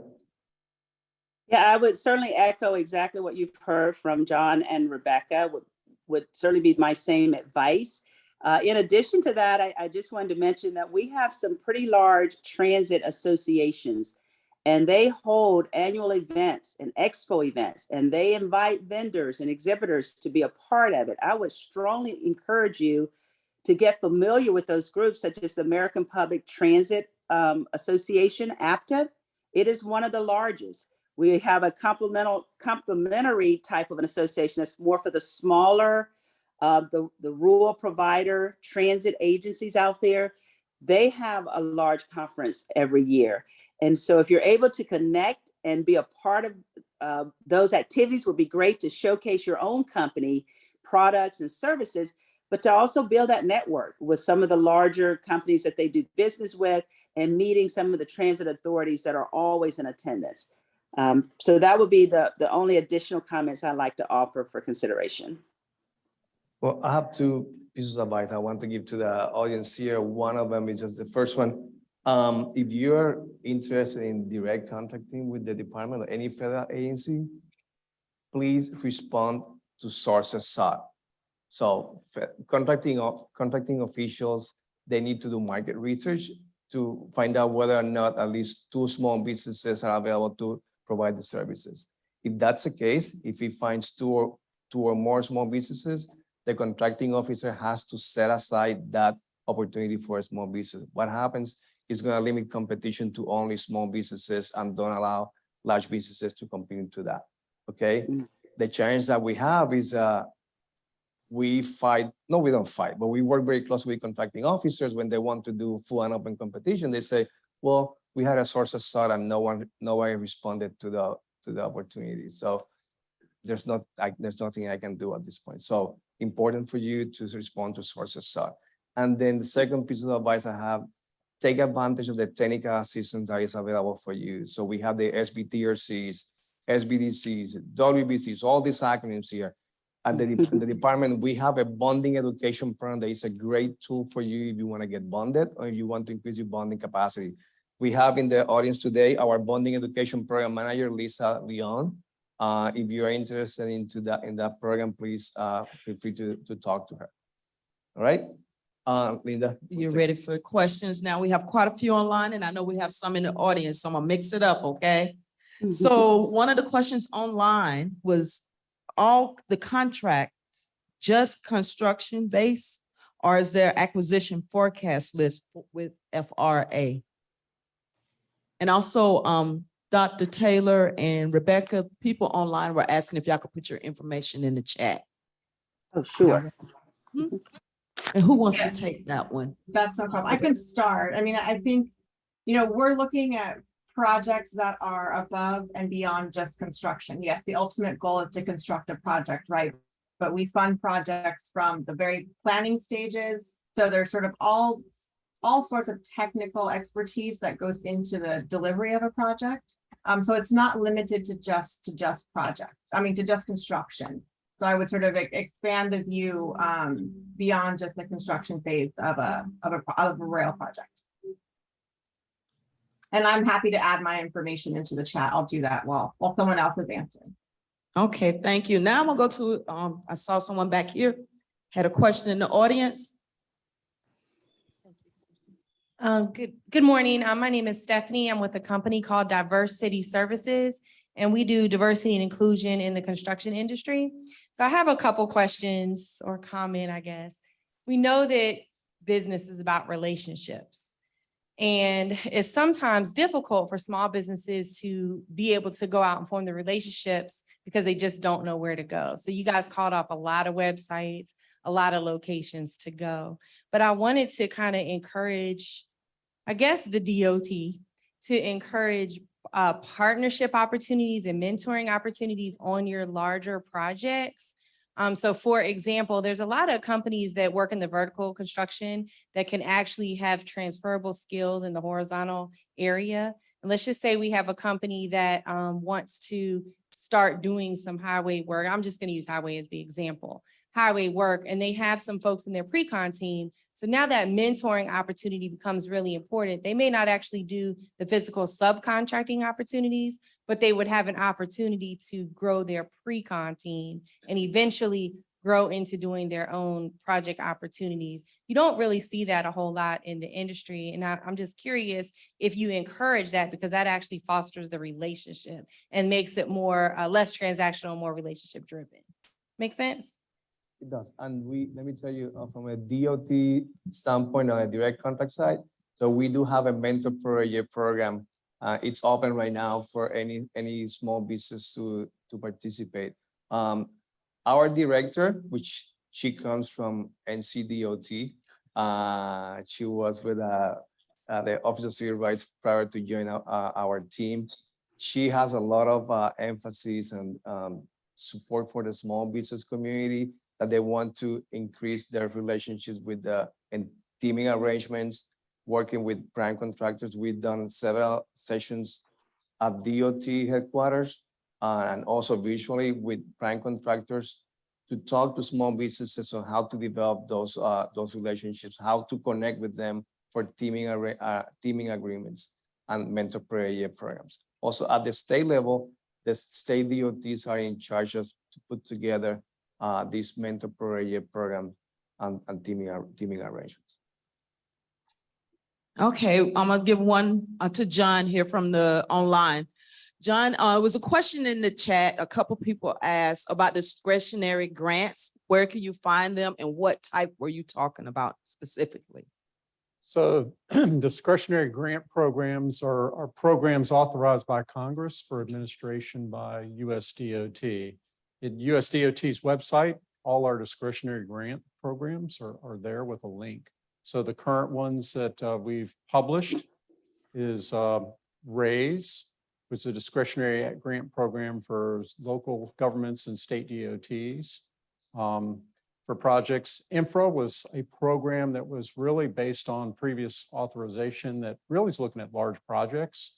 Those grants were recently announced, and North Carolina fared fairly well there. They got a $100 million grant for work on Interstate 85 and doing some complete streets. The one that's out now or just closed was the Safe Streets for All. And the purpose of that program is really to work with local entities to prevent deaths and serious injuries on all roads for all users.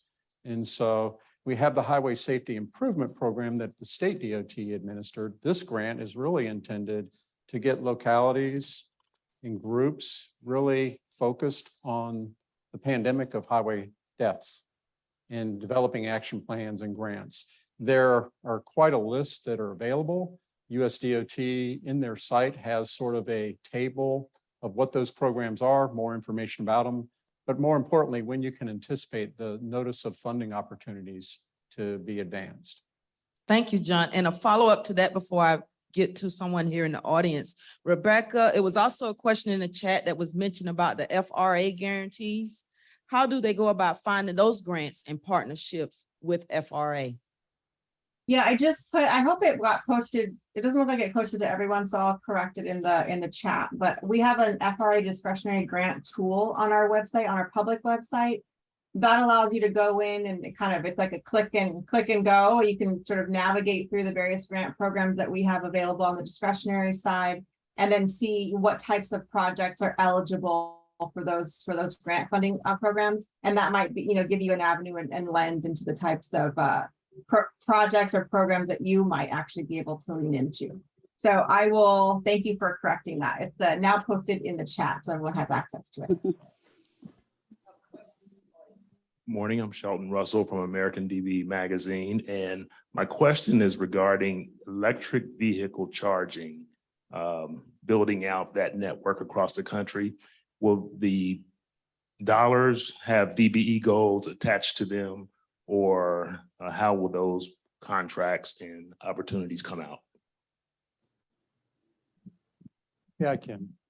So one of the things that the administration is really proud of, the law included building out a national electric vehicle infrastructure program to help us cut emissions by 2050. Each state under law was required to develop a deployment plan. And in August of this year, all state DOTs, all states submitted their deployment plan, and Federal Highway Administration, working with the Joint Program Office with Energy, approved them all by September 30. Sheldon, to address your question, right now we're waiting guidance to see how the DBE program will apply within the procurement, because the department and Federal Highways in our guidance, we envision many of these to be a 3P or public-private partnership in deploying the electric charging infrastructure. So right now, each state is doing additional outreach to see how they're going to develop their deployment contracts to really build out the infrastructure. Okay, we have another question here.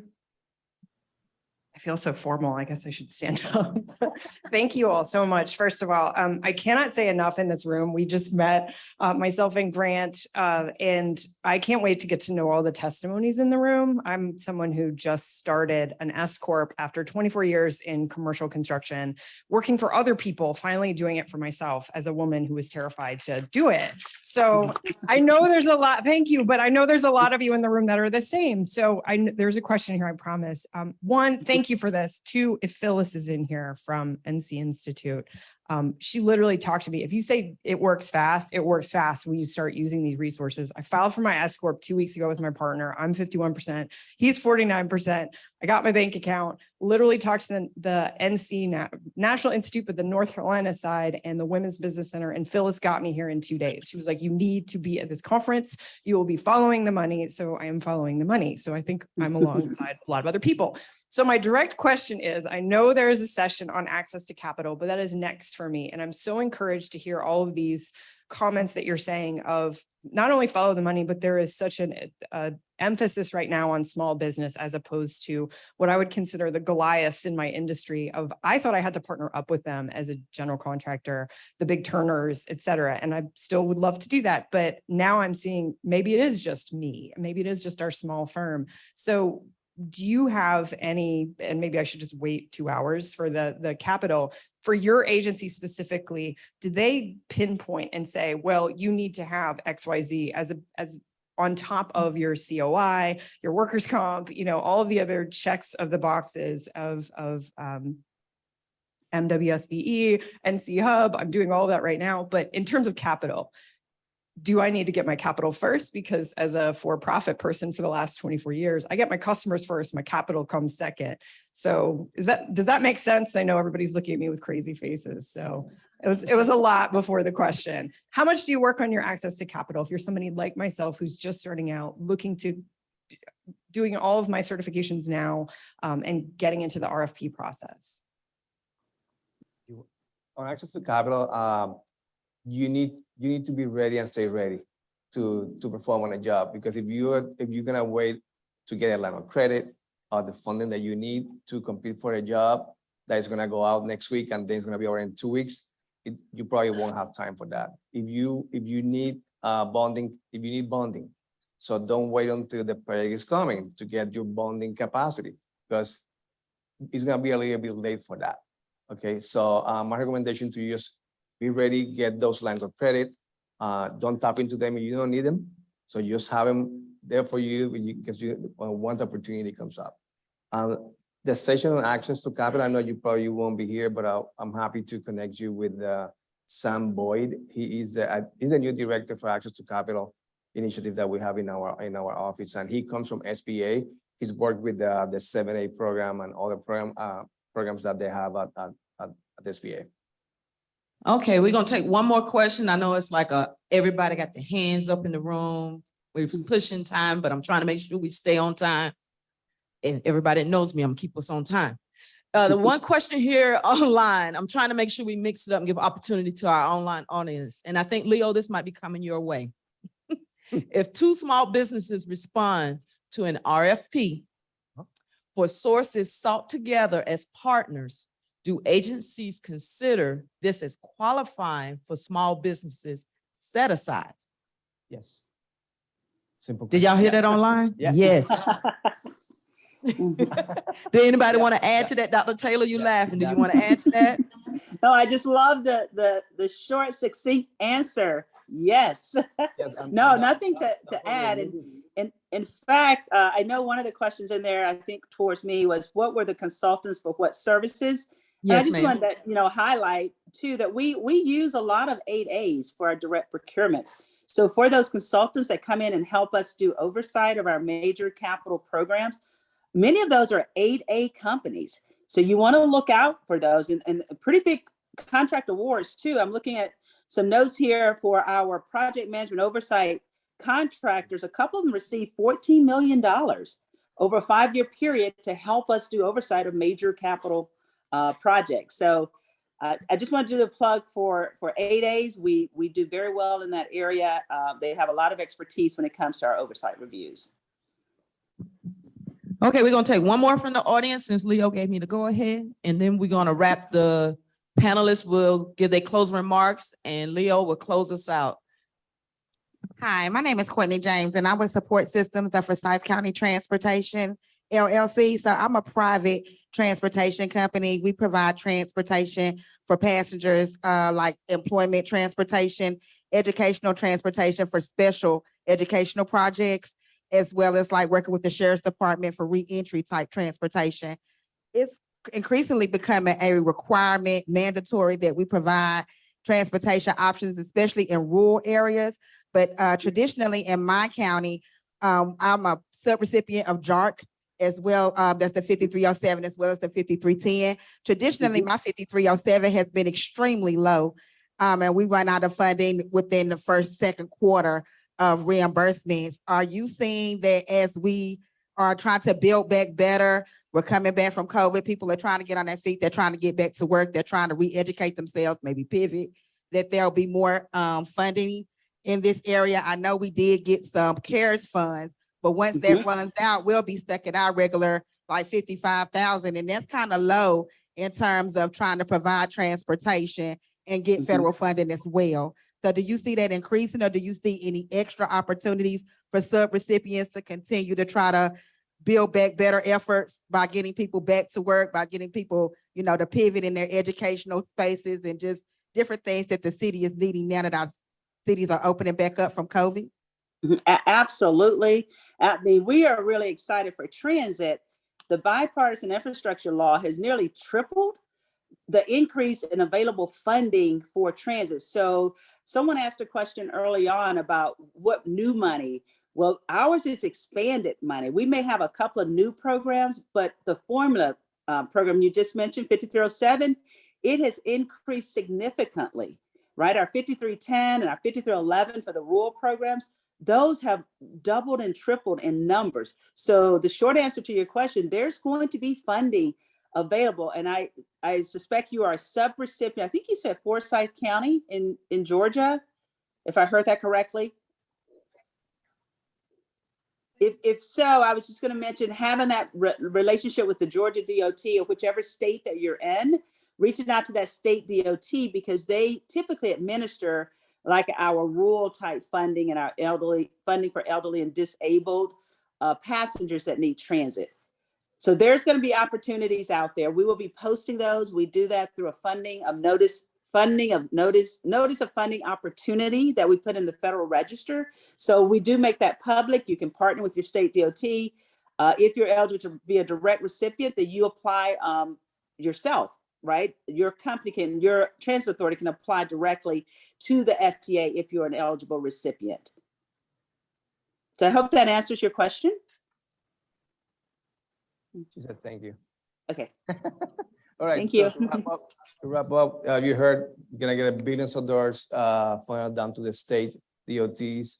So be ready, stay ready to compete for those contracts, get certified, go to get the technical assistance that you need, work with the federal agencies on to get capacity building activities, outreach activities, and be ready again to compete for those opportunities. I want to thank John for your time today, Dr. Taylor and Rebecca for your time as well, and for your insightful responses. So everybody in the audience, thank you so much. Turn it back to you, Linda. Thank you all. Thank you all. So during this time, we would take a quick, I said quick. I didn't say go out there and take a long. I said quick. 7 to 10 minute break. We will start back at 11:10. If I can have my next moderating panelists, Kevin Price, Ebony Pittman, and Shamika Johnson come down to get mic'd up.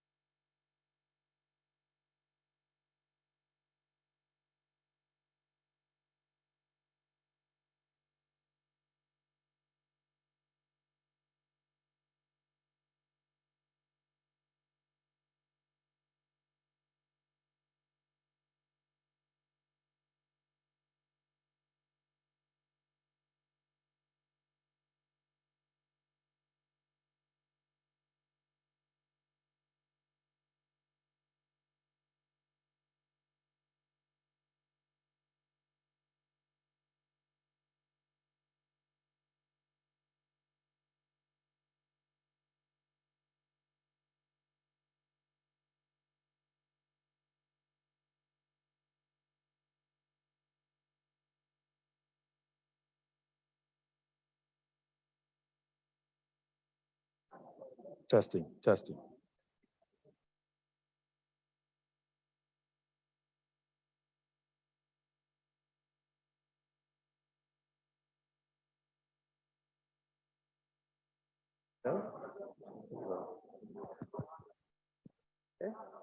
And I'll adjust the levels as I need.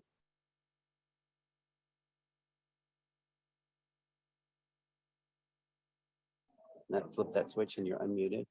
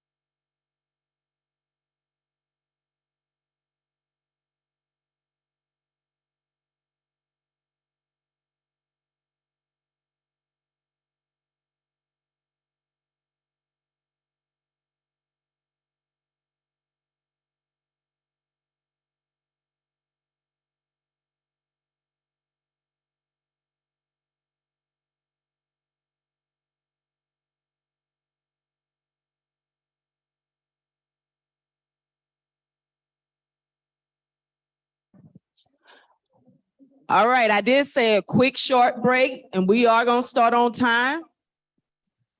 I know my online people are on. Hi, Miss Bailey. Hi, Melvin. How you all doing? We have our other panelists online and then we have our ones here face to face.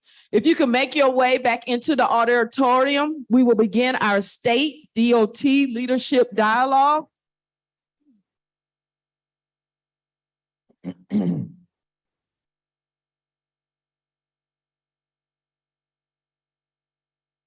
So if we can make our way back in. I know Janine, if you could let people know to come back in. Janine, please let people know we're about to begin. Thank you, dear. And Kevin, I will turn it over to you. All right, thank you. Linda, the taskmaster. Make sure I'm not getting any feedback. Is that better?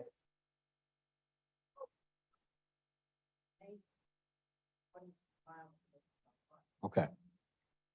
So welcome back, everyone. This session is State of DOT Leadership Dialogue.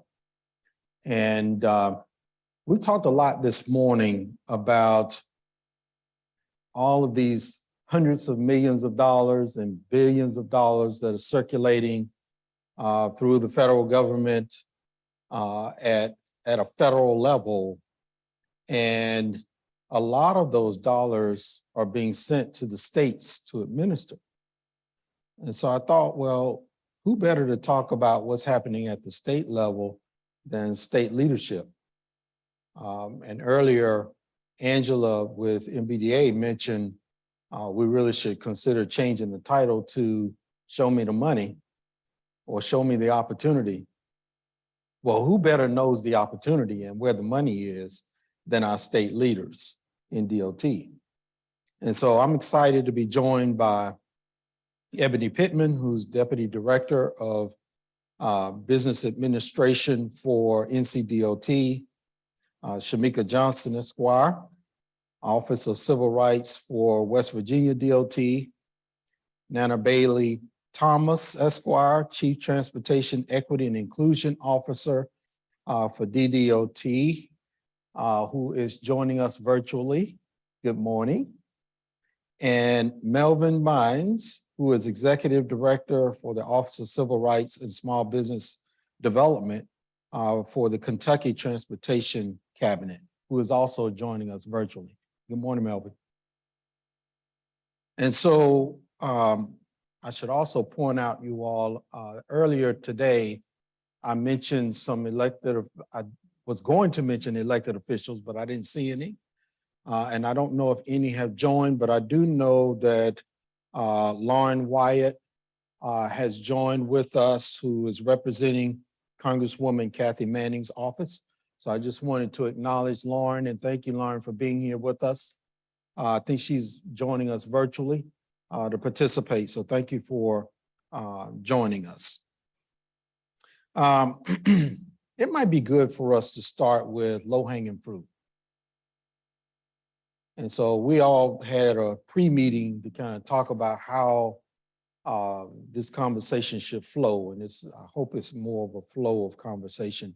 But one of the things we talked about was that low-hanging fruit, or areas where there's a low cost or barrier to entry.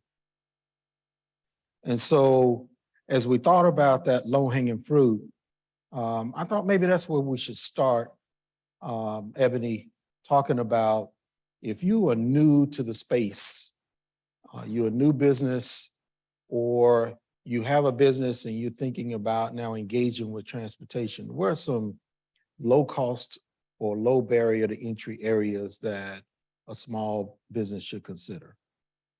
So thank you for the question, and good afternoon, everyone. Good morning. It's so good to be with you all today. You've heard a lot of conversation this morning about the bill law regarding the funds that are coming down from the federal government. And the question is, how can we access those opportunities? And what I would say is our Office of Civil Rights is positioned to help you to figure that out. What we're seeing in that bill law is things are changing around technology. A question came up about EV charging stations, that infrastructure. And so we've got to make sure that our contractors are ready in position to take advantage of those opportunities. So what does that look like? It looks like thinking outside of the box. It looks like taking the skills that you already have and enhancing those in that technology space. And so professional services, you've heard a lot about that. That's an opportunity. Transportation is just changing. Resiliency, climate, energy, those are some of the areas that I would encourage all of you to look into. How can I make this work for my company? How can I pivot in this space so that I can take advantage of the opportunities that are coming down from the federal government? Because we know the opportunities are there. It's just going to be about, are you ready to take advantage of those opportunities? So that looks like beefing up your skill set in those particular areas. Nana, would you like to add to that?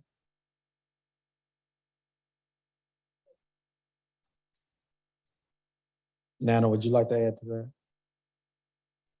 Sure. Good morning, everyone. Nana Bailey Thomas from the District Department of Transportation. I completely agree with our counterpart. As the space is changing, I think it's also important to look at meaningful community engagement. So if you're a small contractor, truly understanding the community that you're in, because a lot of times with the larger construction projects, there's going to be a local hiring preference. So it's important to understand, what does the community want and what does the community need? Also being creative and maybe even partnering with another small business. I know everybody wants the low-hanging fruit, but sometimes a partnership and collaboration will go a longer way. Another point that I would add is that it's important to also look at your accounting systems. As we all know, there are federal requirements for business accounting systems. So making sure that you have those in check before you start bidding on the projects. And one last point is also think about becoming a prime on one of the smaller contracts. Sometimes there may be one that's $1 million or less, and becoming a prime will also open you up for more experience and opportunities for future projects. And so just to piggyback on that, Nana, are you anticipating DOT at the state level to encourage those types of partnerships or relationships? Or how does that happen? Does it happen organically? It can happen organically. From our perspective, we do create opportunities for those to happen. As a matter of fact, we're hosting our 12th Disadvantaged Business Enterprise Summit coming this Friday. And that's an opportunity for small businesses to not only meet primes, but also other small businesses where there may be an opportunity. Yes, in fact, our agency does encourage that. We oftentimes will get questions about, well, who specializes in this particular NAICS code? And we can provide that information to them. We do not endorse, but we definitely say these may be an area that you want to explore. Okay, thank you. And Shamika, anything you'd like to add to that? I just want to encourage Shamika Johnson, West Virginia Department of Transportation, but I just want to encourage every small business to get involved with your state's DBE program, but then also think outside that framework. If you have a business that can translate into another state, we encourage you to come also register with our state DBE, register with Kentucky's DBE program, because all of us have businesses and contracts that need to be fulfilled. So I would encourage you, don't just settle for your state. Think outside the box, because that's what it's going to take to get some of that money and to open yourself up for opportunities and for people to meet you in the field. I think that might be an area where some people may be a little hesitant to think that they can operate in multiple states. And is there a barrier to that because of the thought that maybe I'm stretching myself too thin, or I don't have a true presence in a particular state yet? Does that create any challenges? That's always going to create challenges. Those are always things you're going to have to be aware of. You're going to have to be aware of what you can do and what your limits are. But this whole industry is about networking. It's about who you know. It's about who knows you. And the only way to grow is to open yourself up for those opportunities. Thank you. And Melvin, anything to add in terms of those low cost to entry areas or suggestions you may have? Yeah, I want to piggyback on that thought of networking. And I think when we think about low cost to entry, a lot of times we think about what type of business to start or where those specific areas. But one of the other things I think that we miss are opportunities like this and networking. I think that a lot of our small businesses really need to take advantage of these type of events where they learn about the opportunities that are out there. And a lot of times they don't. It's about investing in themselves in that way so that they are aware of all the opportunities and the opportunity for them to expand a business that they already have, or maybe venture into an area that they didn't understand or were not aware of as being something that was available and viable right now. But I think when she just said networking, it is so huge, because the beginning for a lot of these small companies is developing those relationships so that they have the opportunity. But as she also said, get with your local DBE offices, and so they can begin to tell you what some of those opportunities are. But I think sometimes that low-hanging fruit is information that's out there and available for them, resources that are available for them that they don't take advantage of. And so, Melvin, there may be different priorities based on what city you're in or what state you're in. So maybe we should explore that a little bit and talk with you all about what your priorities are for your particular state. And so, Melvin, since you got the floor, keep talking. Okay. And share with us some of the priorities for your particular state. Sure. Again, I'm Melvin Bynes, the Executive Director in the Office for Civil Rights for the Kentucky Transportation Cabinet. And what I can tell you is that for us, some of the priorities that we have over the next 5 years include several of the mega projects that we have going on. One of which being Brent Spence Bridge, which is between Kentucky and Ohio. It's going to impact not just the region where the bridge is going to go in, but it's going to impact that whole I-75 corridor. And so the idea of people being aware, being prepared, talking about learning about the scale, getting with the offices in both Kentucky and Ohio to begin to see how they can participate, I think that's going to be huge. One of the other projects we have going on is I-69 between Kentucky and Indiana. Again, it's going to be something that's going to impact the region largely, and there's going to be a lot of opportunity. And I'll throw out another project.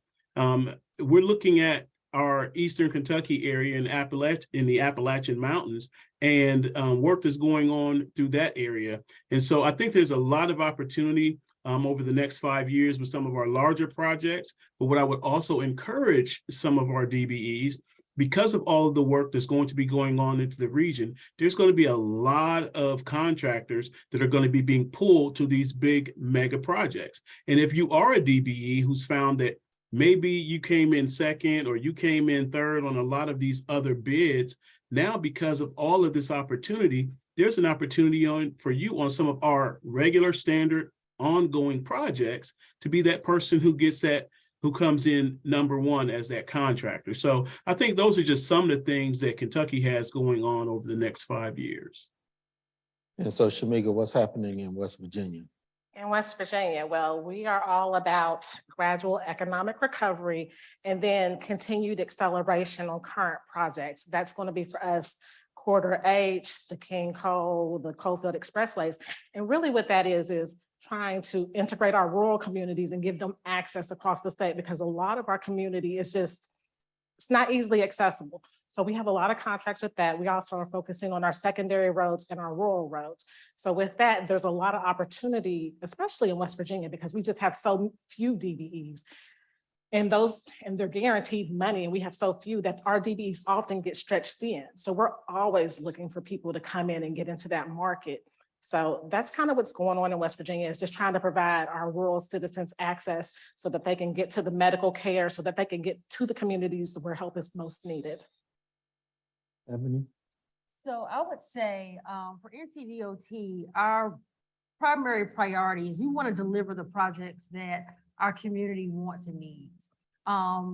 North Carolina, second to Texas, has the most state maintained roads. So that's a lot of roadway that we have to maintain, that we have to construct, that we're responsible for. And so we need you to help us in that space. So what does that look like? It looks like, again, contacting the Office of Civil Rights, get pre-qualified, get DBE certified, because we know that we have to have DBEs on these projects, but we need to know where you are. We need to make sure that you are ready. And so we want to do that. And so similar to what my counterpart in Kentucky talked about around projects. So we're being very intentional to formulate incubator programs around projects. And the goal with that is to ensure that our DBEs are fully aware of the needs of those particular projects. They will be working with the primes on the projects in like a mentor protege type approach.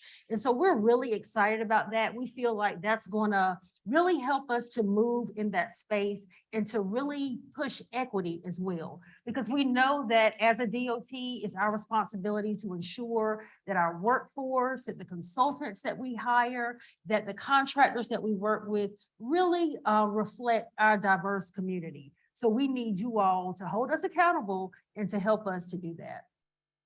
And so as we think about this incubator concept, I'm sitting in the audience, I'm like, incubator. So who should I reach out to engage in that space?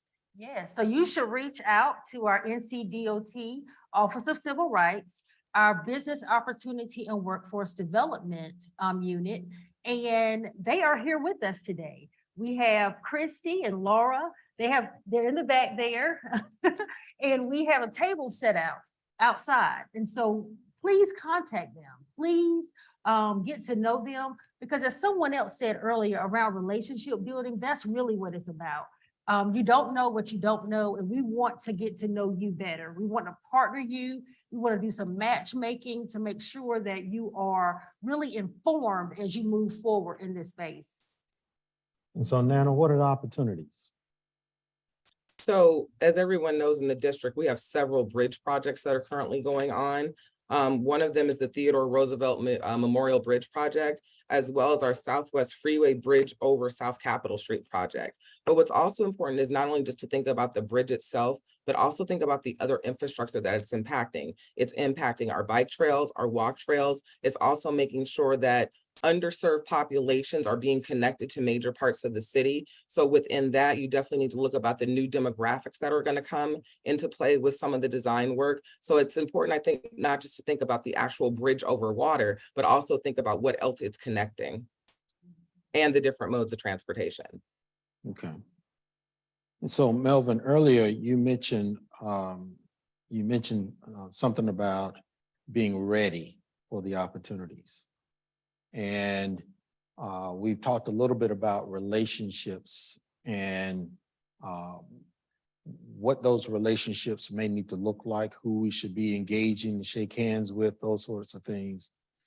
I want to explore that a little bit more, because I think that could be a way to avoid some pitfalls and for folks to understand what the expectations are for various states. So can you expand on that a little bit, Melvin, in terms of what some of the expectations are, how companies should show up and be prepared for opportunities in Kentucky? Sure. I think one of the things is that all of us are very much aware of that we have some incredibly talented small businesses in this country, and all of us get the opportunity to work with them.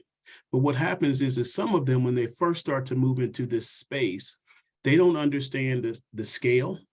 They don't understand some of the size and some of the speed of doing business at this level.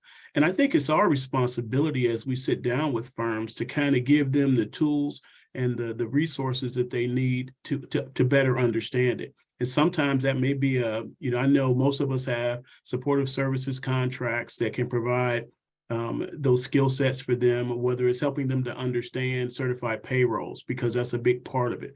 Whether it's helping them to understand the fact that, or if it's on our part that we need to unbundle some of the pieces in these projects so that they're more bite-sized for some of these smaller businesses. But we need to be willing to sit down and have this conversation with them about readiness, whether that's being pre-qualified, as was mentioned, whether that's looking at their workforce and those pieces of things that they need to be doing so that they're ready to get into this. I think the biggest part of it is that they need to really have a very clear understanding of what it's about and what it's like, size and scale, timing to get paid, a lot of just those different things that they may not be ready and prepared for, because we know they're good at what they do on a daily basis. But when we start talking about a mega project or just some of these sizable projects that we have, it's a little bit different animal. And I think those are some of the things that we need to help and do a good job at trying to prepare them for. And so, Nana, I don't know anybody in the district, but I want to do some work there. What are your expectations of me? I'm going to ponder on that for just a moment. I think it's important that as a small business, you stay ready. And what that means, I think, is making sure that, you know, when you are going to various networking events, you are prepared. You have your elevator speech. You make sure you have your business card or an e-business card where they can just tap it and they have your information. A lot of times what will happen is you're someplace that you don't expect it, and you start conversing about different projects and different opportunities. And you say, oh, well, let me get back to you, or I have to write this down, or I don't. So just, I think, staying ready professionally all the time will help with that. I also think it's important to ask for help. I think everybody wants a piece of the low-hanging fruit. I was going to say pie, but I'll say low-hanging fruit. And sometimes I think you can get siloed with just thinking, I want this for my business. And I think just changing your mind frame about what collaboration looks like. I mean, everybody wants generational wealth for their businesses. However, you have to think about, how do you build that? And to my colleague's point, Mr. Is it Baines? Thank you. You made a comment about making sure that we as the DOTs actually help them to stay ready. And I will tell you that we offer opportunities with, not only at our DBE networking event, but we have roundtables, not only with our director, we also have partnered with the DC DMV chapter of the minority contractors and had an event with them as well, where they came and brought certain information to us. But in the same time, we're also scheduling a training with them to make sure that the small businesses know what is expected of them. So I think when we talk about collaboration, it's not only just the business to business, but you have to look as a DOT to other businesses that might be able to help you. And also just to make sure that you're very clear on what your requirements are. In the district, we have a local hiring requirement on certain, mega projects. But I think it's important to make sure you have to partner with the right unions to make sure they're going to have the right people on the bench. So when you need those individuals to come and work for your hiring preferences. So one thing I picked up on was the elevator pitch. You all have an elevator pitch ready to go, right? Show of hands, y'all have that? Now, the thing that complements your elevator pitch is that capability statement. Everybody's got one of those ready? Less hands. All right, so those are two places that you definitely need to have ready to go. If you're going to do networking well, those are things that you can always share with someone. So something sticks in terms of what you offer, what you provide with that particular contact. So if you don't have them, please get those things ready. Shamika, let's talk a little bit about this in terms of expectations. What are your expectations of me? I'm coming to your state and I'm trying to make connections. What should I know? What I would like for companies to know coming to West Virginia is that you've taken the time to do your research. Don't come to me to give you all the answers. I can point you to the resources. I am here to help, but I cannot do the process for you. You have to do some of the legwork yourself once I put it out there and set the table for you. So that's kind of what I need. I'm definitely more than happy to help you go through the application with anything you don't understand. Happy to put you into contact with other state government organizations, such as the Minority Affairs Department within the state. So just so that you know where the opportunities are, but you have to go and look it up. You have to advocate for yourself. So I would echo those sentiments. It's about accountability. Just as we want to hold ourselves accountable as a DOT to ensure equity, we've got to hold you all accountable. Help yourself to the resources. And so with the Office of Civil Rights, I know y'all gonna get tired of me saying that, but with the Office of Civil Rights, our BOW unit has tons of supportive services that they are willing to assist you with to help you get ready. And so part of that is, like I said, pre-qualification and certification. And so to get access to those services, those supportive services, you need to be DBE certified. So we cannot say that enough. Get certified. So contact the Office of Civil Rights, make sure that you are certified in that space. NCDOT has several different certification programs that we can help you with. So we hear a lot about the DBE program, which gives you access to those federal dollars, which through the bill law, IIJA, that's what you're going to need to get access to those particular contracts. But part of that also is our SBE program. And that is a stateside program, but we have a certification for that. We have our small professional services firms program, which that's another certification. So it's a set aside for professional services. That's a new area. We're talking about design work, things outside of highway construction. So that goes back to kind of thinking outside of the box around what opportunities look like. So professional services, get that certification as well. We have the resources, we want to talk to you, but just make yourself available, hold us accountable, and we're going to do the same for you to make sure that we are getting the resources and the projects delivered in a timely way. So panelists, that brings up another interesting point around certifications. And it's important that you all are DBE certified, but if I haven't gotten DBE certified yet, is there still a way for me to engage with the state, or do I need to wait until I have my DBE certification and then engage with you? Can y'all talk a little bit about that process and how important is the certification to you as it relates to awards? I would say that certification is important to me just because I'm over the DBE program and it's one of our requirements. But you as a business do not have to be DBE certified. Those contracts and those opportunities are there for you. You can come in as a subcontractor that is not DBE certified. You can come in as the prime contractor. That is ultimately one of our goals, is that our DBEs get raised up so that they can start being the prime on contracts. So while the certifications are nice, you can come to the door if you're ready. If your finances are together, you're bonding this together, you've been pre-qualified, you can come to the door and bid on those contracts from the beginning. There are sites like BidX where you can go on and you can see what contracts are being advertised out there, see what work you qualify for. So there are just many opportunities, but don't feel that certification is something that has to happen. That's not something that has to happen. The state is open for your business. We want you to come and look at all of our contracts, see what you can do. Come and be a prime in our state. We would love to have you. Melvin? I 100% concur. Thing I will say though is certification doesn't hurt you. It can only benefit you. And so she hit the key thing for us, and that is that, at a minimum, you're going to have to be pre-qualified. And so as long as you meet that requirement of being pre-qualified, as she said, you can bid as a sub, or you can bid as a prime.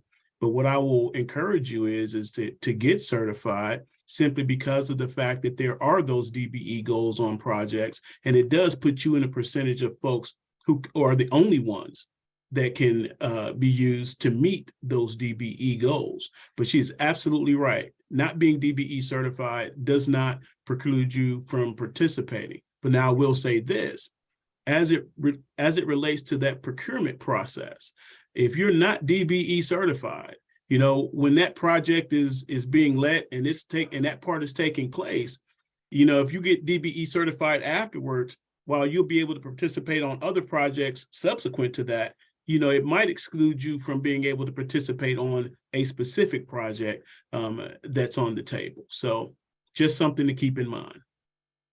Nana, anything to add to that? No, I concur. I think it's really important to understand that the certification, even if you bid on it and you're not certified, a lot of the primes are asking for you to be DBE certified. And we had a case just recently where a company was not certified and they wanted some DBE credit and we couldn't give it to them. So they had to go back and find another way to fulfill that percentage. Mm-hmm. Ebony? I would say, well, certification may not be a requirement. It certainly does not hurt. And to get access to those supportive services, when you're talking about getting that assistance that you need to make sure that you're ready, to make sure that you can be responsive, and be awarded the contracts, that's how you get access to it, that certification. So I would encourage you to take advantage of the certification program for that reason. And how long Kevin? you all is it? Go ahead, Melvin. Emily just made me think of something in terms of that certification and being able to benefit from those services. You had several people who didn't raise their hands about that capability statement. And one of the things that our supportive services contractor does is helps our firms who need that capability statement done, helps them develop a website free of charge, and a lot of those other things. So there are definitely benefits to being DBE certified, as other than just being able to bid on those contracts as a DBE. Mhm. And so how long is it taking to get certified these days?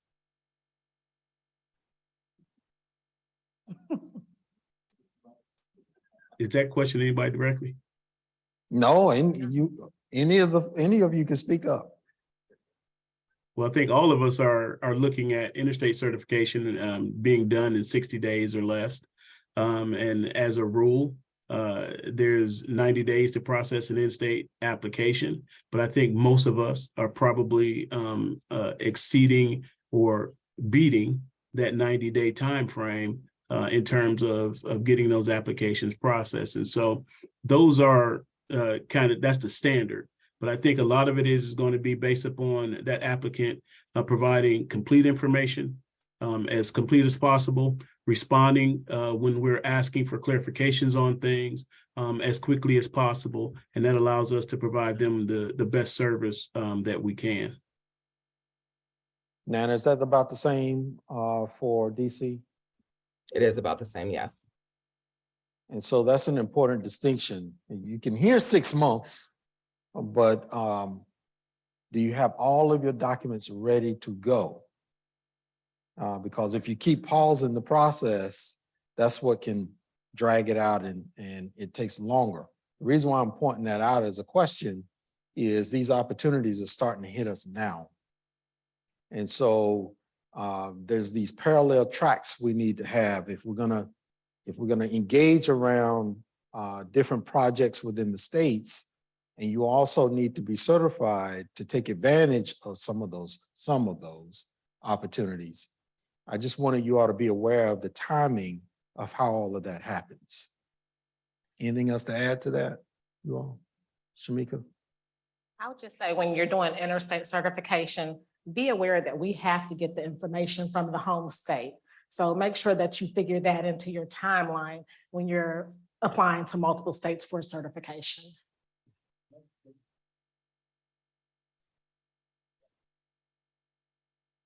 Yes. Ebony? All right, so another question I had was really around HBCUs and minority serving institutions, because many of the minority business owners, women business owners may be engaging around HBCUs. So can you all address just how HBCUs and those minority serving institutions play into the success of the Bipartisan Infrastructure Law or bill? So Ebony, can you start off with that one? Sure. So our HBCUs are an integral part of what workforce development looks like for the transportation industry for NCDOT. Our Office of HBCU Outreach has a internship program. We have a fellows program.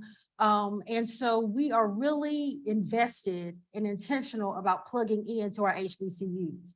So we know that HBCUs do a lot of research. And so that's another opportunity to engage with the universities as well with the transportation sector. Our research and development unit is there to aid our HBCUs and our partners with what new transportation innovations look like. So that's an opportunity for partnership. We also are being very intentional around clean energy. And so we're working closely with North Carolina A&T and the initiatives that they have going on in that clean energy space. And so, as I said earlier, transportation is changing. We want to be ready for those opportunities around clean energy, clean transportation. And so I would encourage you all to take a look at our website, ncdot.gov. Look at the NEVI plan, look at the clean energy plan. They lay out all of the priorities and what that's going to look like. And I feel like our HBCUs and you all, as our entrepreneurs, our contractors and our consultants can certainly take advantage of those opportunities. Now, how are HBCUs playing a role in the success of the district? One area that they're playing a huge success is the fact that when we are looking for planners and urban planners more specifically, looking for those diverse backgrounds and making sure that we do have a partnership. We're not too far from Howard University. And so we do have a Summer Transportation Institute program that we do partner with them. But I do think it's important though, to not only, look at your HBCUs, but what are the other minority programs you can use for different universities as well. Okay. Melvin? Yes, most of what's happening here has already been mentioned.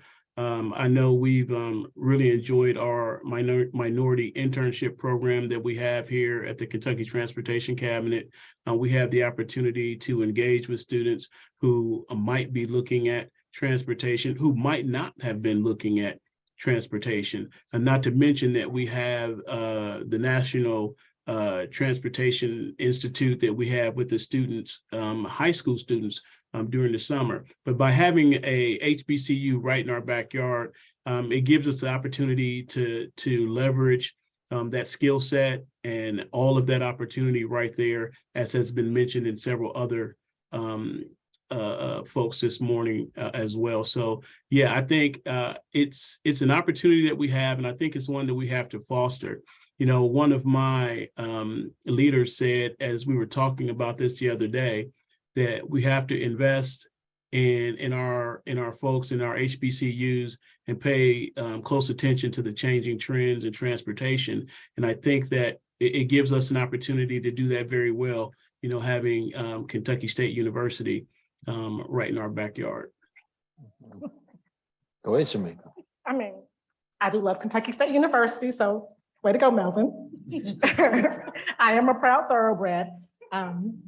I will say for the state of West Virginia, though, we only have 2 HBCUs. We've had very limited conversations with them, but much like Nan, we take from all over our colleges. We contact the minority programs at all the colleges in the state. So we want to leave it open for everyone, just because we have such a small community and such a small HBCU community at that in the state.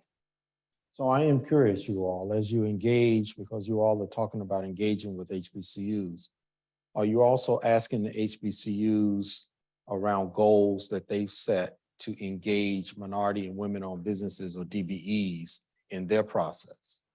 So we're providing them funds. Are they being held to, back to Ebony, your point around accountability, are they being held to a standard around goals as well? Just curious. Just curious. Y'all thinking? Thinking? Well, keep thinking about it. I'm gonna keep going. I stumped y'all a little bit. That was not a plain question, y'all. I have some plain bombs in there. So let me stick to the script and get back to a plain question around innovation, because several of you did mention that. And so what do you expect, Nana, in terms of innovative ideas that you're looking for DBEs to bring to the district? What are y'all looking at? What are you thinking about? Definitely electric vehicles. That is a huge area now. I think the other piece is just looking again at multimodal transportation. So again, if you're building the bridge, what else goes with the bridge? So what does your urban planning look like? What do the bike trails, the scooch trails? How are you connecting different parts of the city? So for us, I think it really is about making sure that you're taking advantage of all the opportunities infrastructure can bring to you, and be diverse in your thinking and not just thinking kind of, singular. Melvin? What Nana said. And we're looking at also electrifying some of the fleet vehicles, as well as, working on the EV infrastructure. I think we're targeting having a charging station within a mile of exits and one every 10 miles or something like that. Don't quote me on that because I'm doing that from memory and I could be wrong. But there's quite a bit. Some automated vehicle pilots are out there. And so there's quite a few innovative things that we're looking at over the next 5 years. But I know earlier today, we heard someone talking about safety on our highways. And so we're also trying to look at what might be some innovative things to improve safety. We try to start out every meeting we have with a safety first comment or a piece. And so safety is a big part of what we're looking at from an innovation standpoint over the next 5 years as well. Okay. Shamika? For us, it's definitely going to be, part of it is going to be safety, like Melvin said. We're looking at having cameras, and we do have most of the state covered along our interstate system, but we are using those cameras and those technologies to determine what accidents are happening, where they're happening, and what we can do to improve that. Also, we also have the NEVI funds and that money coming in. So we are also looking to put charging stations all up and along every single interstate. I believe they have to be within every 50 miles. So there will be a charging station within every 50 miles. They also have to be all brought, the ones that we currently have to all be brought up to capacity. We are also, as just the department, looking to move everything online. The department is adopting the AASHTO software, and that's a very big thing for us. A lot of states use it. So if you're not familiar with AASHTO, get in there and get that, learn them, know them, go to their events, because that organization is big. So for us, it's just getting online, getting technology, making everything go across boards. Also, like West Virginia is big on going multimodal, connecting all of our resources between our bike trails, our trains, our roads. We're looking at everything. So the future is here. We want to be involved in everything, and we want to update everything. Ebony? So I would say innovation-wise, we're looking at EV charging station infrastructure, of course. You've heard all of us talk about that. So again, NEVI plan, research, tap into your community colleges as far as training, because the EV charging infrastructure, a lot of that, they're transferable skills. And the community colleges oftentimes already have programs that can assist in that space. So taking advantage of that. So when the money comes down the pipeline, when it's time to construct, you're already ready. You already have that certification or that certificate to help in that space. So I would encourage you to do that. Technology, traffic signaling, drones, the aviation division, they do a lot of work with drones. So that's another skill set that we're always looking for. So tap into that as well. And rail service. You heard John Sullivan speak earlier about the influx of the rail funds, the RAISE grants and all of that. What you're gonna see is our S-line corridor, that Raleigh to Richmond line, there are gonna be a lot of opportunities there. So the Office of Civil Rights is working really closely with our rail division to partner so we can do some more matchmaking and ensure that everybody has access to those opportunities. So again, if you're not connected with the Office of Civil Rights, please do so, because that's how you're gonna get the information about these webinars that are coming down the pipeline. Because the information is so much information is coming to us very quickly. And so we've got to disseminate it to you all quickly as well. So please sign up to get on those listservs so you can have all the information that you need so you can be ready. Thank you. And so you all I don't know about y'all, but my stomach is growling. I was about to bring that up. And I know we're standing between you all and lunch. And we haven't gotten to Q&A, so Yeah. this might be a good time to do some Q&A. Yeah, I was looking at you because we standing in between them getting some food. Yes. You know, that's very critical. So I actually want to acknowledge a couple things in the chat. There's a few people in there when you talked about HBCUs, brought up being an Aggie. I know some Aggies in the house.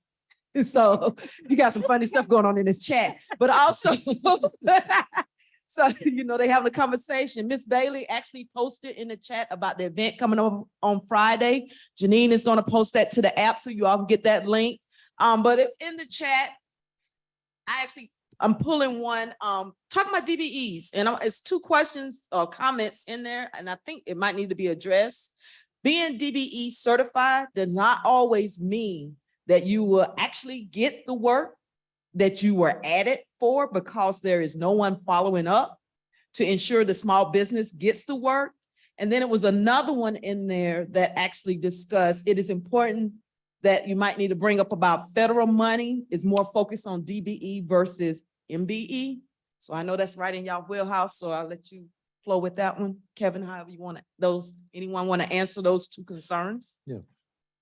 The first concern, if the DBE has been contracted for work and they're on the DBE plan, it concerns me that they're not actually doing the work. We actually send our specialists out to every construction project when our DBEs are there to make sure that they are getting the work, because that's actually part of the requirement, is that the actual DBE has to be doing the work.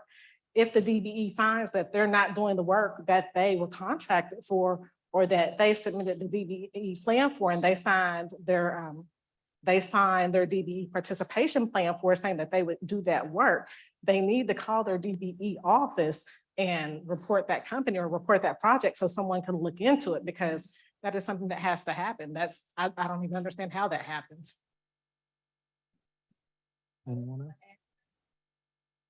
Whether intentionally or unintentionally, the DBE is supposed to be allowed to do that work. And we've had situations where it was perceived as being unintentional, but nonetheless, we had to address that. I mean, I can tell you in one situation, Federal Highway said that contractor was not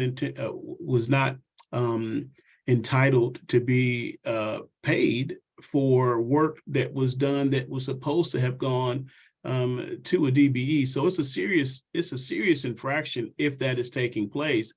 And as was said, you need to reach out and contact us. But we also are doing, CUF reviews. So we're out there on the projects and we're trying to determine and make sure that the DBEs are the ones that are doing the work, and that if we become aware, we're going to take the same kind of approach and try to determine, what has happened here, that what was on that DBE plan didn't take place.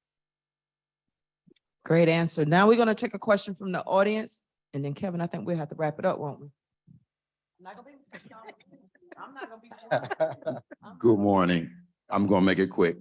My name is David Janifer, and I'm with a firm called Business Transformation Group in Washington, D.C. And first of all, thank you all for coming.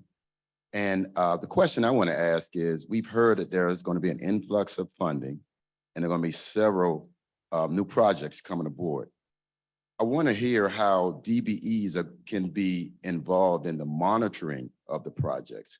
Obviously, there's going to be a strain on your organizations with more projects, and I just want to hear what could be in store for those DBEs that are in the inclusion and equity monitoring business. So that looks like oversight and professional services opportunities. And so again, plug in to our Office of Civil Rights so you can get some more information on those types of consulting and contracting opportunities. But that's definitely going to be needed because we have to monitor, again, accountability. We have to monitor what the spending of that funds and whether or not there's compliance issues. And so I think that's an opportunity to transferable skills. Take the information that you already have as a DBE working in that space. Now, how can you be a consultant and provide some work in the oversight field? So I think that's an opportunity to pivot. I'll chime in on that as well. I think it's also important to make sure if you are not certified in those NAICS codes, you get those codes added. And so I would say go ahead and look into that now, just to make sure that you are covered by that, because you are correct. There is going to be a lot of professional services, and we're a small office. So I can tell you, we will be looking for services. Did you want one more? He's dying back here. I don't know what's Yeah, gonna give it- happen give in it this to him, chair give it back to here, him. Kevin. I don't want him to actually get me later. Do you want me to take this one? Because Yes. he's on the edge back here. Last one. What's that old statement? Closed mouths don't get fed. So, I have a lot of questions, but really. You in get essence, one. I didn't know. No, it's not a question. This is one question. No. Gerald Carr, All Pro Builders and Restorations, a licensed general contractor in building and highway. I like to piggyback on what maybe Ms. Joyner has said. Being out on that highway is scary. And we as minority and small business are afraid to get out there in the onset because of the liquidated damages and everything else that go along with it. But I had the opportunity as a construction manager on several building projects in the city of Charlotte, which put me in on the pre-con aspect, which had me at a seat at the table, which helped my company grow, but it also gave us knowledge on how the whole thing worked. We went from being a subcontractor to what they now look at us as a partner. So I'm asking, as you guys have asked us to be innovative in our thoughts, what is your innovation that you're doing for the small business in the requirements? And one of the things that I'm asking is that in that DBE goal, you have to have a certain percentage that you have to self-perform. But we can self-perform on the pre-con aspect, on their general conditions, on their pre-qualifications, so forth and so on. So are you all willing to put that into the requirements of the prime that we get on the front end of the project? We're not out there working it, but we're working it, which now goes from pre-con to the completion of the entire project, which now helps us to put on our qualifications that we worked a certain amount, we had the dollar value, and it's years of work. So we're not just out there for just a small segment of the project, but we may get 2, 3, 4 years out of it because we started with them and we finished with them. And now they look at us totally different. So.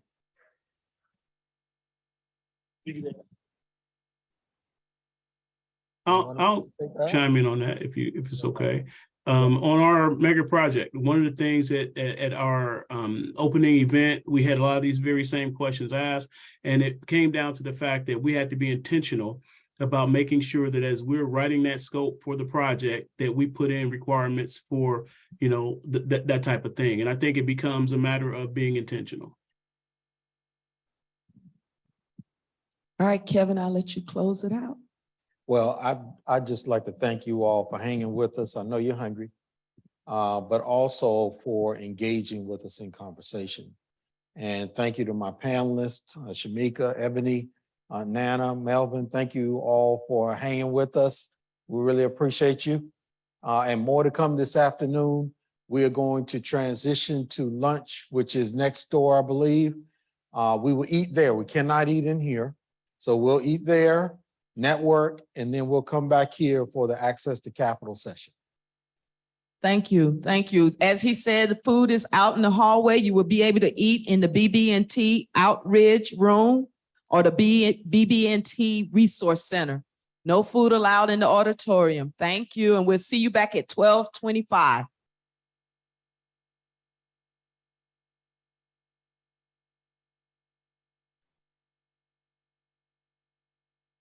Our moderator. Thank you. And thank everyone for attending. I know this is right after lunch. And so if you feel the need to do jumping jacks or run around the room, that's okay. Please be comfortable. As alluded, we're going to talk about a half an hour about access to capital. But before we do that, just want to say thank you to the South Atlantic SPTRC and also our who sponsored the lunch, and also from First and Goal Hauling, who's also a sponsor of the lunch. So we really appreciate it. It's very nutritious and delicious. And also just want to note that you can download and use CVN app, and you'll find the full agenda, speaker bios, opportunity for Q&A and event evaluation. And so, with that, we'll get started. I thought the best way we'll do this is go ahead and start with introductions. So the panelists introduce themselves, just spend about a minute, just tell them about what they do, and then we'll get right into the crux of the session. So Martin, if you, Roberta, you go ahead. Good afternoon, everyone. It's a pleasure to be here for sure. My name is Roberta McCullough, and I serve as Senior Vice President of Operations for Institute Capital, which is the lending arm and a certified community development financial institution of the National Institute. So we are very happy to be here and looking forward to an engaged conversation. And good afternoon, everyone. My name is Edward Timberlake, and I'm here on behalf of Fifth Third Bank. I serve as a vice president in small business community lender. So I work with a lot of small businesses in terms of finding solutions to their small business needs, as well as partnering with our community partners to do outreach and bring education and awareness to the community. So again, I'm delighted to be here and look forward to this conversation this afternoon. Thank you. Charlotte?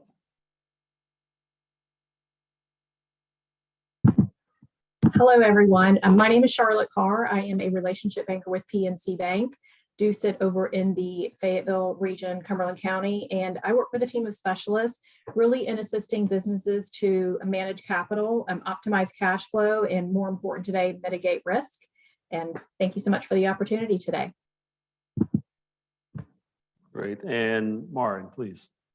Hi, all. I am Marin Colin. I'm a community development relationship manager for Woodforest National Bank. We are based out of Woodland, Texas, but we are in 17 states throughout the Southeast and Mid-Atlantic.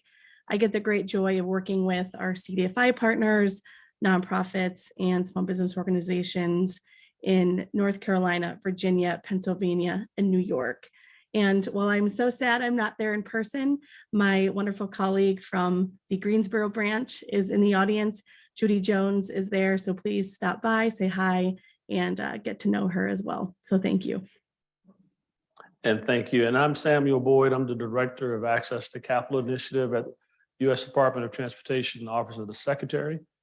Recently joined DOT, previous experiences with the Small Business Administration and the SBIC program, where I was the Director of Program Development. And the SBIC program, for those who may not know, is the government's version of private equity. It's a fund-to-fund investment arm where we put an upwards of about $5 billion a year into private equity funds, who then in turn invest in small businesses. And I was asked to join DOT to bring that thought process, if you will, in terms of private equity to the space and to really help small businesses such as yourself explore the notion of private equity and growth and scale through equity infusion. So we'll touch a little bit on that, but we want to jump right into what I feel is the crux of what's happening here in terms of you're getting access to capital for project financing. And we have the experts here on the panel. And so without further ado, let's jump in. And as has been the case with previous panels, we'll have an opportunity for Q&A from the audience. So please get your questions ready. So let's jump right in. Why is it important for business owners to build relationships with bankers, financial institutions? And we want to walk through what those benefits are. So if we'll start with that, Roberta, what can you help us out in terms of the importance of getting a relationship with the bank?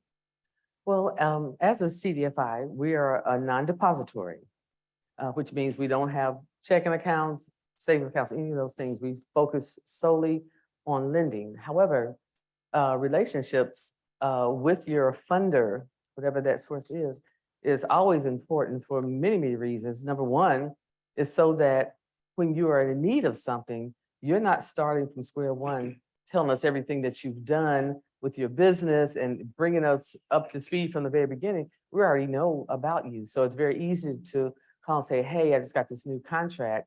I need a new truck, or I need some new equipment. And we already know about your business so that you're not starting from square one. So building those relationships, even though we're not a depository, is very, very important. So that would be my initial take on that. Okay. Thank you.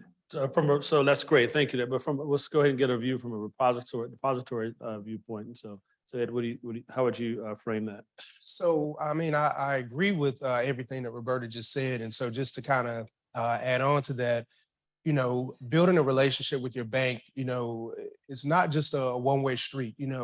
When you are looking for a bank, you want to make sure that you have a bank that understands your business. You want to know that that bank is familiar with your particular industry, because some banks may offer better programs, better incentives for certain industries, and then some banks may not completely understand your industry. It's the same thing that I say when you're looking for, let's say, a CPA. If you're in a construction world, as many of you in here are, a standard CPA isn't always the best for you. You want to get a CPA that really understands that construction. So, but again, just to reiterate what Roberta said, having that relationship is invaluable, because when it comes time for, your business to grow, you want to have someone that understands you and can line you up with the best products and services that are going to help you to reach the goals. So that would be my.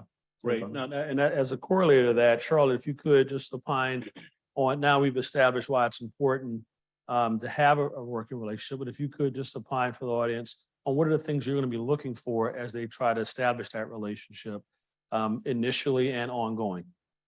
Yep. So I think it's important to recognize that your banker is really your voice when it comes to all things lending. And the better that we understand what your goals are, the better off that we're able to help you achieve those. And really like to think of it as from providing education and how can we be proactive versus reactive. And so, we're really going to be looking at the cash flow of the business, really providing you insight and working with your CPAs as well to really, again, understand what the goals are, what's the cash position today, and where do you need to be able to ensure that you get the lending that you're looking for. Perfect. Thank you. And Martin, anything to add to that in terms of what you'll be looking for? Yeah, absolutely. And I think it's really important. And I know Ed kind of touched on this, but no bank is one size fits all. No financial institution is one size fits all. And so kind of the business owner really does need to do a little bit of research on what they need and what they're looking for in a bank. Is it flexible hours, online, mobile banking? Do they have the capabilities of being open when your business is open and when you need them? So just outside of those parameters, that's always a factor. But not only is your bank or your financial institution going to be your biggest advocate when needing money, but also what happens if you're in trouble and you need help. Banks and financial institutions often have mentorship programs and the ability to coach and guide and be there as a resource. And so it's a kind of a two-way street in building that trust and building that foundation. And banks, I think, are looking for a great partner in that as well. Great. I think we heard a lot earlier today about the elevator pitch and capability statement. I think your banking relationship is going to be probably a close third in terms of engaging with potential job and contract opportunities. But I want to get into some of the common misperceptions about banking and what people think a banking relationship is versus what it is, and some of the pitfalls and mistakes people make in terms of working with a bank. So let's talk a little bit about the faux pas and things we should not do. So Ed, we'll start with you. What are some of the misperceptions? Yeah, so I'm gonna start this off by saying this. As a small business owner, we always want to streamline and save money where we can. But one of the things that I would tell you never to try to save money on is having that bookkeeper or accountant or that tax professional on your team, because they will pay for themselves. So one of the things that I see, the biggest pitfalls that I will see, is people will come to us and the financials that they present, they really just don't make sense as we start to go through them and look at them through the lens of a banker. And so, again, you want to make sure that your financial documents are clear, legible, and that they make sense. Because I'll tell you this, whether you're talking about a non-traditional lender, a bank, a credit union, whatever the case may be, there's not a lender in this nation that's going to make a loan to you if they can't understand the financial health of your business.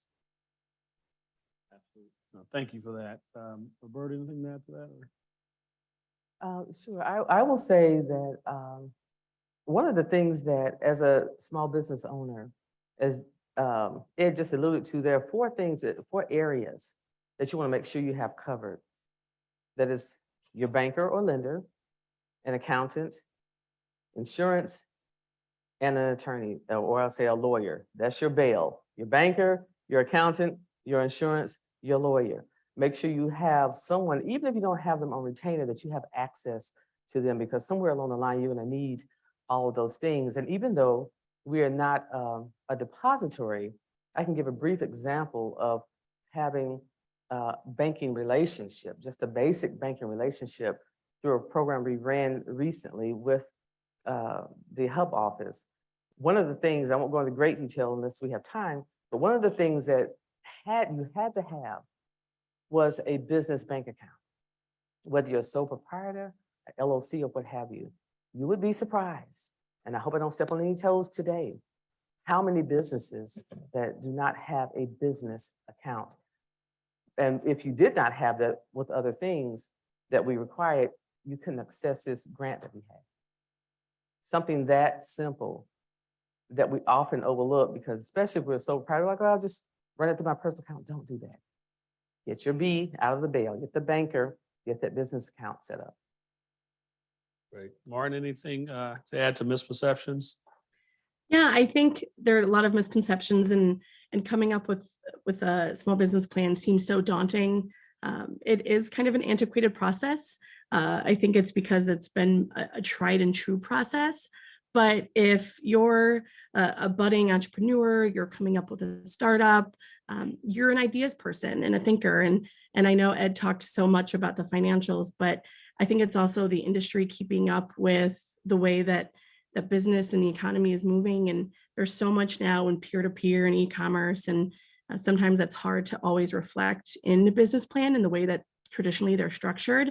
And so I think it's having the small business owner kind of wrap their head around the idea of, okay, yes, this process might be a little bit outdated, but it is what I need to get done in order to grow and expand and build that relationship with my business. So I think that's a daunting task and a bit of a misstep, but it is a process that is tried and true. And I think ultimately it's because the bank wants to manage its risk, and it wants to make sure that the borrower isn't taking out more than they need or trying to expand in ways that might not be beneficial. And so always keeping that dichotomy of trust is so important, and making sure that you know your bank has your best interests and vice versa. Great.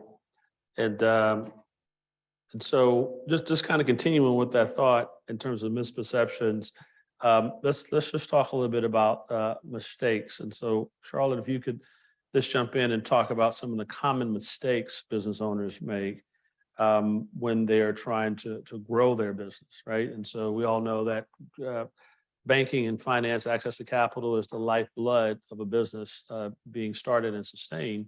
But if you don't grow, you die, right? And so, and we'll talk a little bit about what growth is and different types of growth. But just to kick it off, Charlotte, if you could, so some common mistakes that businesses make when they're thinking about growing. Charlotte?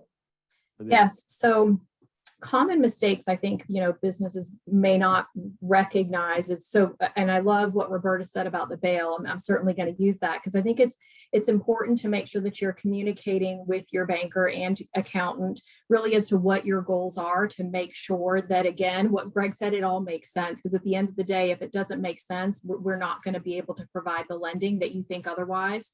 And I think, believe it or not, we do see where businesses have grown too quickly and don't recognize as much. We know today really cash is king, and what does a strong financial picture look like for them? So many times we hear those infamous words, I don't want to pay any more in taxes than I have to. And, we're showing negative balance sheets, which do not favor well. Again, looking at cash flow positioning. So, thinking about how much, what is it that you really want your business to be known for? What is it in for the long haul? And how much skin do you really have in the game? And that's oftentimes where it doesn't show up for business owners. No, good. That's helpful. And I think, and this is, I'll insert a little bit of the alternative capital piece in here in terms of thinking about growth. And so Charlotte, spot on with that. But also, as I was mentioning to one of the attendees earlier, I think you want to, in terms of thinking about growth, you want to think as broad as possible. As you matriculate through your business growth process and getting contracts, making your way to prime, or if you're a prime, being a bigger prime, think about taking on an equity partner. And maybe that's not tomorrow, or maybe that's not even in the next year or two. But if it's something that you're really, if you're really set on scaling your business and being a prime that's not just focused on a particular state or region, maybe even nationally, that's something that's never too soon to think about taking on an equity partner. Some of the things that remain true about being successful locally remains true about being successful nationally, or even in some cases internationally. But part of that is running your business. I had someone told me once who had an incredible multinational business. So when he said he started out, he actually ran his business as though it was a multi-billion-dollar business, even though he was a small contractor. He thought big, and so he had a really good back office. He had an excellent relationship with his bank, and his lawyer and his accountant. And it seemed like overkill. It's like, dude, you just got a small business, you're just a contractor. He said, but I'm not going to stay here. And so as years went by, he actually did achieve that. And one of the things that helped when he was getting equity partners in is that he had a long track record of having really deep relationships and a really well thought out and functional back office, and an extremely good relationship with banks. And so what's going to happen at some point, if you're thinking about growing to that scale, you're going to have your business cash flow and your business dealings are going to outstrip your bank relationship. And by that, I mean, banks are going to look at your lending capacity based on contracts and based on your assets. And so at some point, your growth projections are going to be beyond what they can provide. And that's going to be the invitation for you to look at more closely getting an equity sponsor, if you will, a private equity partner. Okay. And that's going to entail a thought process that's a lot different, because now you're looking at giving up percentages of your business. And now you're going to look at bringing in a partner who on the onset is going to be looking at an exit. And so the partner is going to come in, but they're going to, day one, they're going to talk about how they're going to get out. And so it's a different mindset. It's a paradigm shift, but it's certainly a pathway to being a part of a bigger pie. Okay.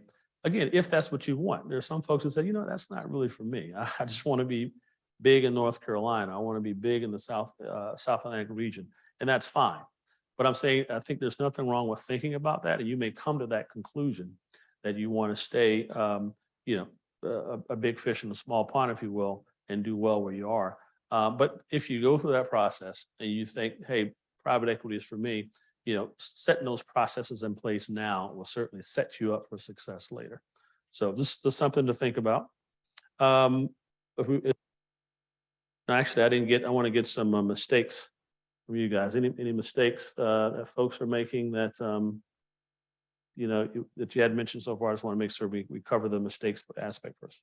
I don't know that I would call it a mistake, but I would say that when you come to a lender, whether it's a traditional bank or a CDFI or what have you, oftentimes a client will reach out to us and say, well, I want to get a business loan. Okay, great.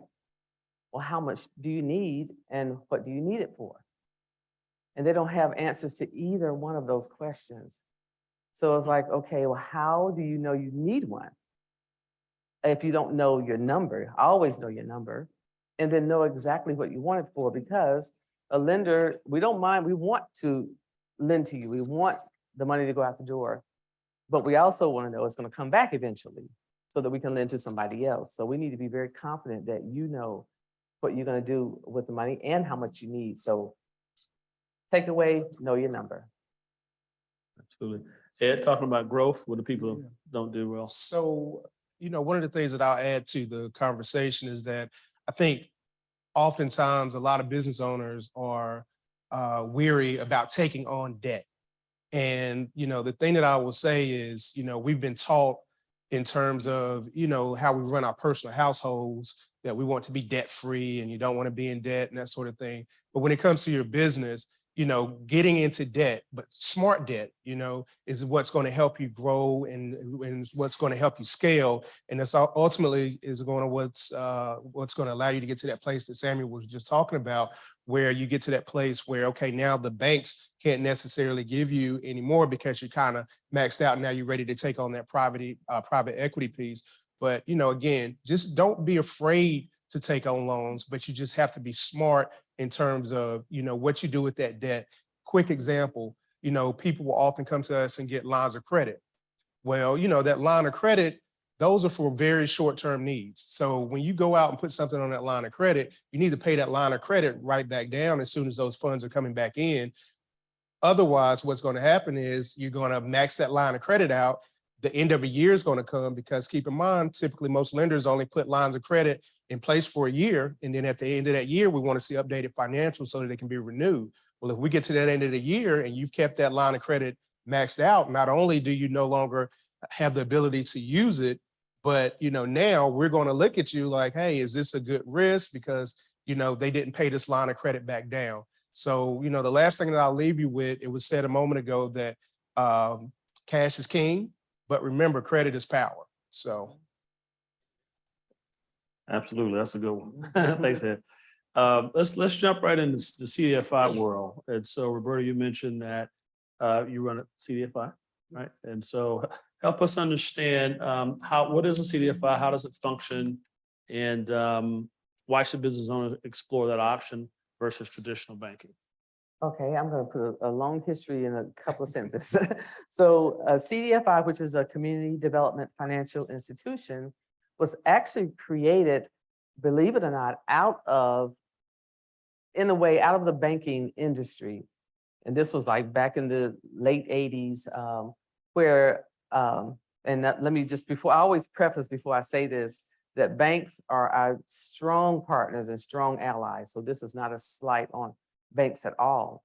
However, there was a need to serve a certain population of people, women-owned business, rural businesses, minority-owned businesses that was not being served historically by traditional banking for various reasons. Most times there was not bricks and mortar in those places and communities where it needs to be. So the CDFI world was born out of that, out of a need to address certain community reinvestment matters. So as a CDFI, we lend to those particular markets to this very day. Our focus is on minority businesses, women-owned businesses, those in rural areas, because they still tend, there's been a lot of improvement, they still tend to be not served by traditional markets, only because, or partly because, banking has particular guidelines that may not fit the needs of everyone. So for us, our clients can be anyone that is, let me just say, I've known Ed forever. We've worked together twice. So we refer back and forth. I know what he does, he knows what I do. I met Marin not long ago as well. So we know each other in the financial industry. So if you come to us for a loan for your business, and I asked one of our clients, I have a couple of clients in here, but I asked one in particular if I could call him out because I didn't want to break any confidentiality if he didn't want me to. But Dakota Marshall, raise your hand. Dakota is a very successful client and business of ours. He's a client with the Small Business Transportation Resource Center. And so he was referred to us because he had some contracts that he wanted to mobilize. That's a word we don't use much anymore, but it's still very real. But he has his banking relationships, which we had no need to or no desire to interrupt that. He still has his banking relationships. We were able to fund him with what he needed and everybody's happy. So they may come to businesses come to us that, and we have some more relaxed guidelines, which we can talk about later. And I imagine some will ask those questions that we may be more suitable than traditional banking. Thanks, Roberta. That's helpful. So it's not necessarily like CDFI is actually competing against banking. It's more of a complementary additional source of capital. And it's really important to know. So if you're a small business looking for capital, you're looking at maybe coming to the CDFI. But just curious, where would you start? Would you start with a bank and end up with a CDFI, or does people actually come to you first? Some of both. they may, let's say they may go to Ed and Ed realizes, okay, this is not something that we can do because it doesn't fit our parameters. He may call or text or email and say, hey, brother, is this something you all can do? And so we just refer back and forth. I think the takeaway on the CDFI is know that it exists and it could be a complement to a banking relationship, and certainly put that in the mix in terms of consideration. That's correct. Okay. And just so you know, there's about 2,000 CDFIs across the country. So they're everywhere. And I can tell you, I won't monopolize time, can tell you how you can find if there's one in your area. No, please do. Please say that. Where can they find the CDFIs? That's Oh, all. sorry, you can go to cdfifund.org. However, ICAP serves 5 counties. We have the same footprint as SBTRC. So we can lend to clients all in the 5 states that they do as well. And there's one last piece. The CDFIs are geography based, right? Is that the notion or? Yes, and it depends. Like again, for us, we have 5 states. Another may be focused on one state or one area, one city. It just varies. Got it. Thank you. I'm sure there's going to be some more questions from the audience. I see we've got about 10 minutes. And so, okay. Maren? Oh, and I was just going to say CDFIs also focus on different issues within the community. Some work on affordable housing, some small business, some economic development, community service.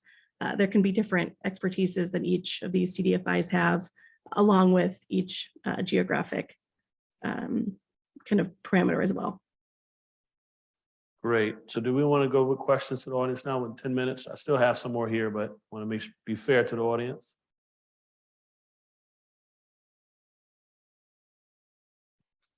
Let's see, we have one that was in which I don't think you all covered yet, in which I want to ask this to the bankers. Can I ask this one to the bankers, even though it was put in the chat here? How does your credit score affect access to capital? And Charlotte, I know you haven't said nothing in a while, but Charlotte, can you address, that was one of the questions in the chat. How does your credit score affect your access to capital? And then I know the CDFI got a different rule than the banks. Yeah, so yes, so your credit score does weigh heavily on your ability to qualify for lending through traditional banking. You know, that's just plain and simple. I do think it's important, you know, when you think about developing the relationship with your banker is, you know, really being transparent, and your banker should really be asking those types of questions. It's amazing to how quickly you can utilize tools and resources with your bank to help improve your credit score. Do you really understand what it is impacting the credit score? And hopefully your banking partner can share some insight as to really the ins and outs and nuances of what your credit is doing for your ability to qualify for business lending, but very, very heavily. I don't know if that's anybody else generic want to enough. add to that?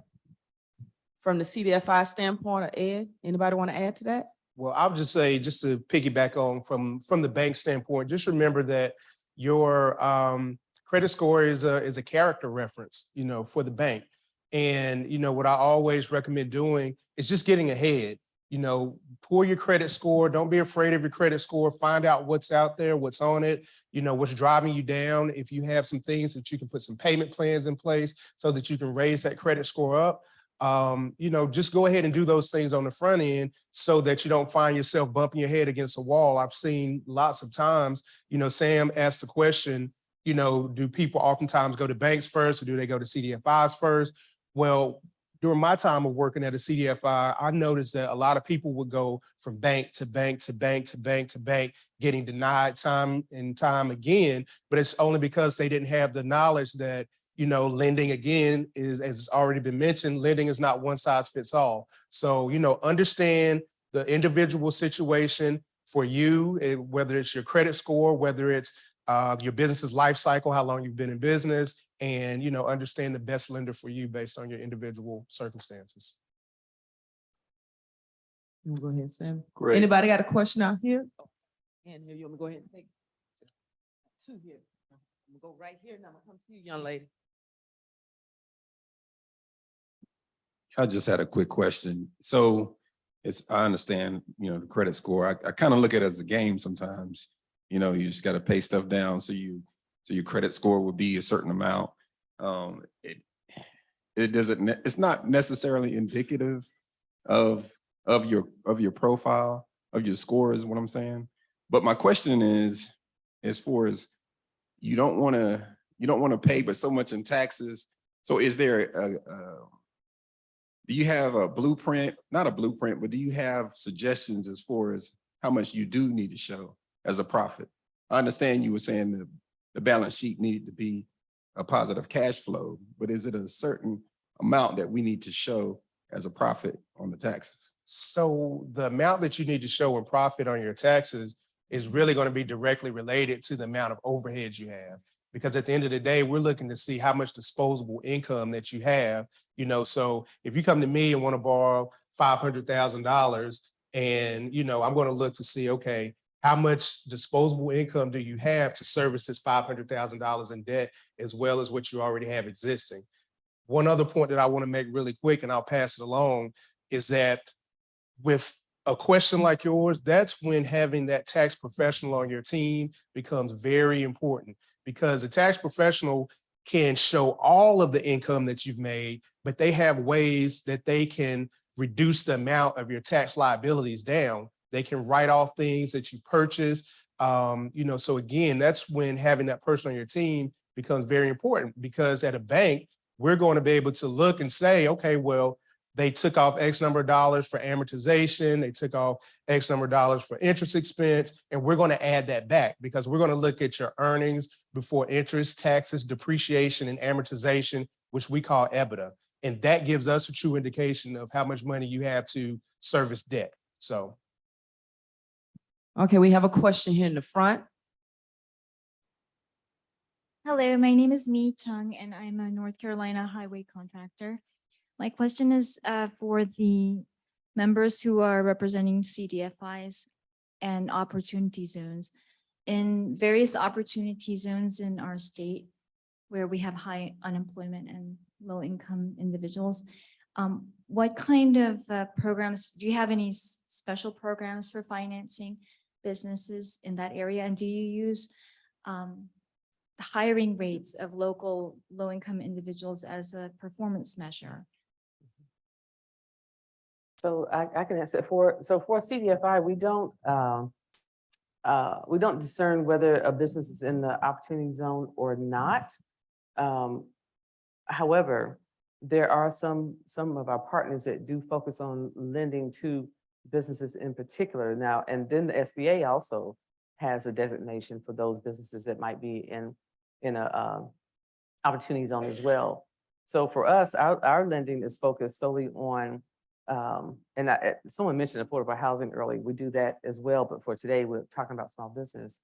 So our lending is not driven as to whether a business is in a top opportunity zone or not, but it's really focused on those areas that the CDFI fund may focus on, whether it's persistent poverty, which sometimes there is an overlap, or whether there's a low to moderate income area. So those are kind of things that we concentrate on. But I did want to go back to the credit question, if I could. Okay. So because of the nature of what I described earlier of how CDFIs were actually originated, our credit score floor tends to be, I would say, considerably lower than those of banks. And everybody's like, okay, what is it? Our floor for us is 600, and it varies from CDFI to CDFI. So that's why we're able to do a little more and have a little more flexibility around how we lend. Now, that may or may not apply to anybody in here, but if it doesn't apply to you, share it with somebody that it does apply to. And so we can, because we want to be able to make sure that we can serve everyone that needs our services. And Roberta, I'm gonna have to stay with you just one more minute. Okay. I actually had a question online about CDFI banks. Wanted to know, assist with finding and establishing bonding. And then once you answer that, I'm gonna go to this lady here. With bonding? Yes, ma'am. That's gonna be my colleagues, Janine and Elisa with SBTRC. They have bonding education programs, which I know enough to get dangerous with it, but they are definitely the ones that will assist you in the bonding process. I can fill in for that.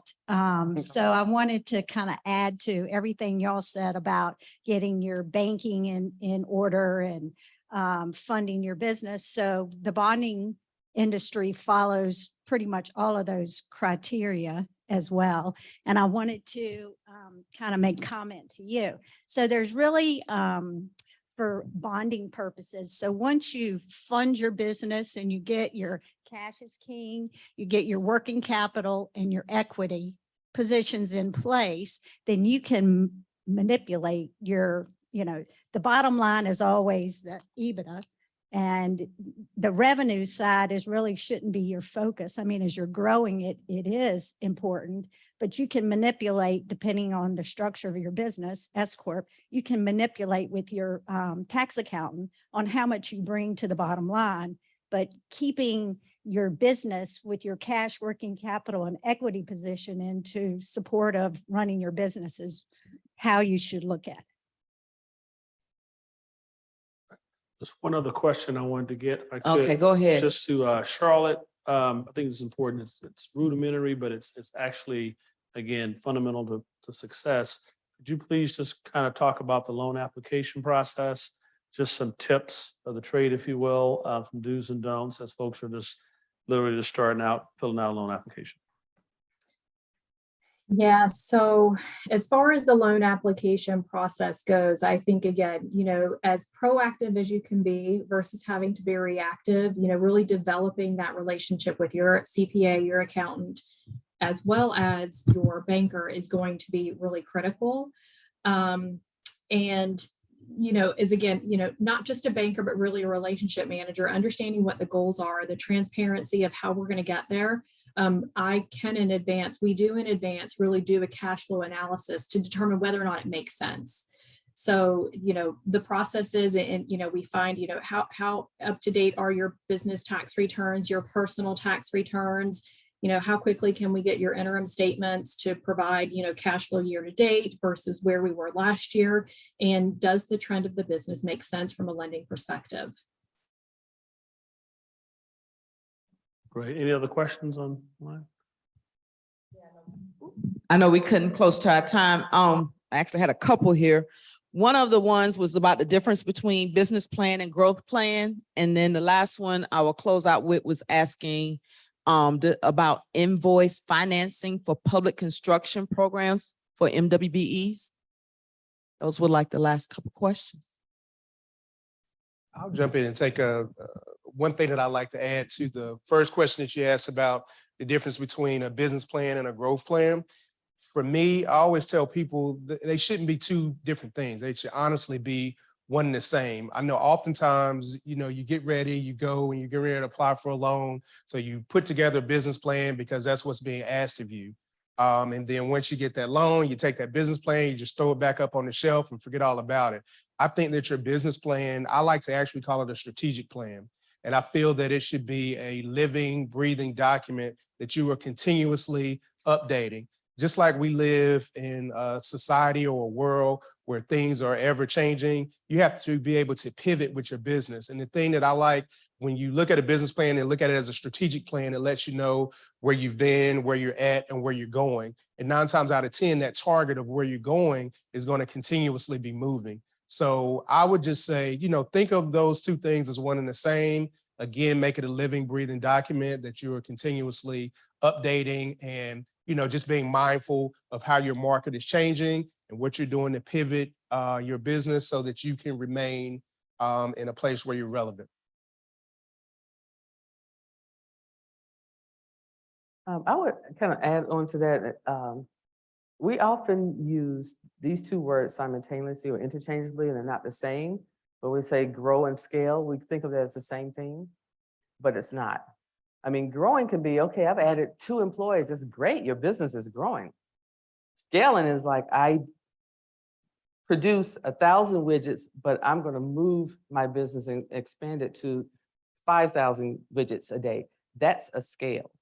So we have to think in ways of when you're looking to grow your business, yes, growth will come with the employees that you may add or products you may add, but scaling is expansion and it tends to be exponential. So if you're looking to scale your business, you need to have a different mindset and maybe perhaps a different source of funding, such as you talked about earlier, Sam, venture capital. So you just want to make sure that when you think of those two things, that you need to ask yourself, is my business growing or am I looking to scale it? I think we're out of time. Yes, we are. Okay. You're right on time. Well, I want to thank our panelists. I really appreciate the insight. I think just as a key takeaway, if everyone would keep in mind that, you know, a bank is a business.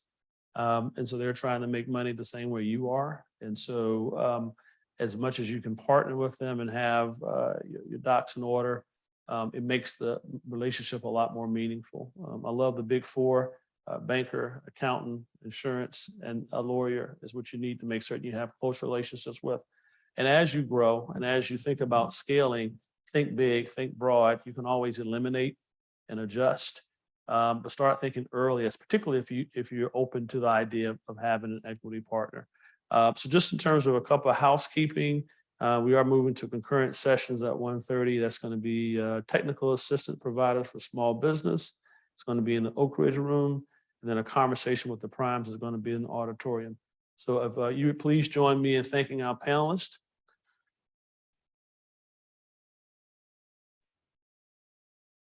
And thank you. Thank you. And we will begin at 1:30.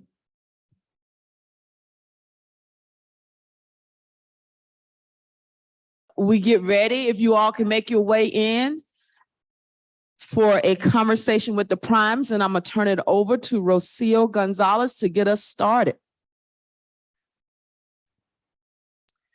Good afternoon, everybody.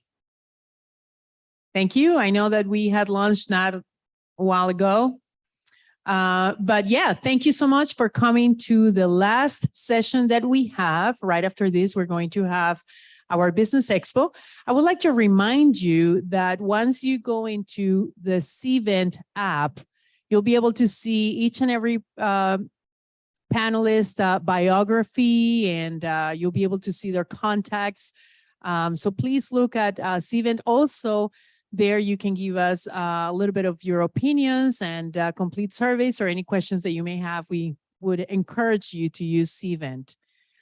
My name is Rocio Gonzalez. I am the Executive Director of the Women's Business Center in Charlotte, one of the programs of the National Institute of Minority Economic Development. And I want to thank SBTRC for giving me the great opportunity to have a wonderful chat with these three wonderful panelists that some of them have come to Charlotte to provide us some of their assistance. Some of them are brand new to me. So I'm looking forward to hearing about each and every one of you and your stories and how you've been able to support so many small businesses out there.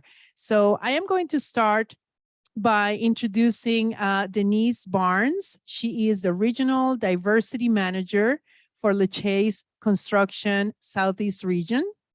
Then to her right, we have Wes Peace. He's the Procurement Manager of United Infrastructure Group. And then we have Tilila Pinkham, Senior Marketing and Proposals Coordinator for Archer Western. So please, let's go in that order right now. Please tell us a little bit about what you do in your role, what you cover, and what is mainly the focus of your industry or your company. Awesome. Good. So again, Denise Barnes, Regional Diversity Manager. LeChase, for one, I don't know if many of you are familiar with our organization. We are headquartered in Rochester, New York. We cover the Northeast, Southeast. I am considered in the Southeast, so that would start Virginia down to Florida. However, we are extremely busy in North Carolina. So right now I spend most of my time here. So within my role, we cover market sectors. So our primary focus is vertical construction.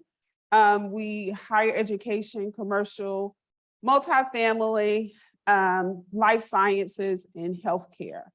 And so within those industries, within my current role, we want to ensure that we're providing opportunities for all. We want to ensure that small and minority businesses have the opportunity to participate on our jobs. And so within my role, I kind of navigate that. I advocate for that on every project that we have, that we are being inclusive. So pretty much that spends a lot of my time. I spend a lot of time networking, meeting small businesses, women and minority-owned businesses to provide those opportunities with our organization. Great. Wes? Yes, I'm Wes Peace, procurement manager at United Infrastructure Group, otherwise known as UIG. We have 2 offices that are main offices in Charlotte and Great Falls, South Carolina. And we operate all across the Southeast, but particularly in South Carolina, North Carolina, and Georgia. I am your point of contact for sending out solicitations, getting in quotes, putting together the contracts and the purchase orders, and getting those agreed upon and executed, and getting you to work. I am not only a manager of getting the bids and the prices in, but I'm a manager of partnerships. And that's what I want to be about, and pouring ourselves into you, mentoring, growing your business, and looking at opportunities to help your business partnership with United. Thanks, Wes. Tylila? Test? Okay, good. I'm Tylila Pinkham. I'm with Archer Western. My office is based in Cary, North Carolina. Archer Western, you may have heard also the name Walsh Construction. They are one and the same entity, same family of companies, same family that owns these companies. Archer Western is the non-union arm, so you'll tend to see us more in the Southeast. We are the largest bridge builder in the country. We are the 5th largest healthcare builder in the country. We are the 6th largest mass transit builder in the country. We are the largest wastewater builder in the country. So my point is, we're big, we're national, but we are run as a family of affiliated businesses from smaller 21 regional offices across the United States. So we are national. My office specifically in Cary is focused on transportation infrastructure construction in North Carolina and South Carolina, although we do these projects as a company nationwide, including Kentucky and Tennessee, Virginia, West Virginia, the other states that we're talking about here today. So I guess that's a long way of saying that whatever it is that you do, there is probably some intersection with some aspect of what we do. In terms of reaching out to the DBE community, we operate on a database, through a database communicating via email to notify all subs and contractors, DBEs of all types that are included within a reasonable geographic area of where we're building or pursuing a project, and who do the same NAICS codes, the NAICS work codes that are relevant to our work. So we'll send out a blast email to notify everybody and say, hey, we've got a pursuit. If you're interested in bidding with us, here's how you get in touch with us. Here are the deadlines. This is what we're doing. This is who, what, when, where, and why, and how. And then from there, we link up DBEs, all subcontractors really, but DBEs with specific estimators handling those scopes of work in the bid process. And so our estimating team interacts very directly with all subs that are interested in bidding a particular scope of work that they're really staring at the drawings. They have a lot of detailed knowledge about. Wow. Well, as you can see, it is important for you to get to know each and every one of these panelists here. They will be outside ready to network with you. We have several questions here that I would like to ask of you. And if you would like to just take whoever would like to answer first, and maybe just a 1 or 2 minute answer so that we can cover a lot of the questions we have. Would you tell us what qualities do you look for in a small business, and define the small business for us? Because sometimes the SBA defines a small business as a company that has less than 500 employees. So in your role or what you do, please define what a small business is and what qualities do you look for in a small business? Anyone? Would you like to start, Denise? Yeah. I go. You know, again, there are a lot of rules to what a small business look like. For for me and for my organization, a small business, I don't want to really cap it at a revenue because it could be a different things. It can be number of employees. It can be revenue. It could be your market. It can be your capacity. So for me, I like to define small businesses by working with an organization who needs the additional resources and help to grow capacity, right? And so if you're in that space where you have the opportunity to grow to your next level, right? That's what I would consider for me. And your next the question following that was no, but you did. You kind of defined what small business Okay. was and what kind of qualities do you look for in a small business? Yeah, so I would say start off for me, honesty and integrity, being very transparent.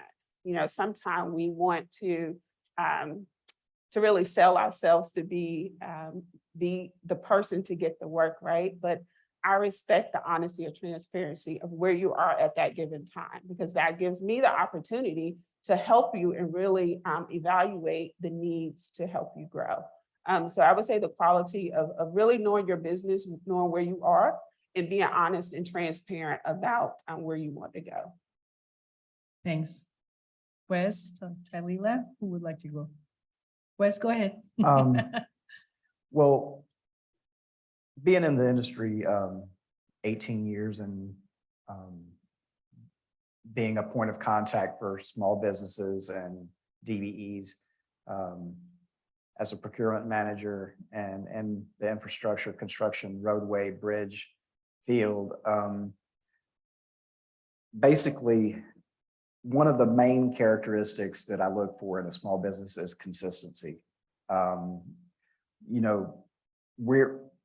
If you can do one thing and focus on that one thing, be laser focused on doing one thing particularly well and making a name for yourself in that, taking ownership of that scope of work or that material or whatever you're focused on, and taking ownership, doing it well, and making a name for yourself in that particular field and scope of work. That's one area as far as that helps us to partner with you and know what you're capable of, know what you're all about, and to be trainable and coachable and working with us on a regular basis. When we send out invitations to bid through iSquareFoot, which is a database kind of like Tylila has, that we send out a blast of invitations to bid, and you receive that via email. And we house the plans, the specifications and everything. We communicate with you and just be consistent on responding, replying with the email, letting us know your bidding intentions.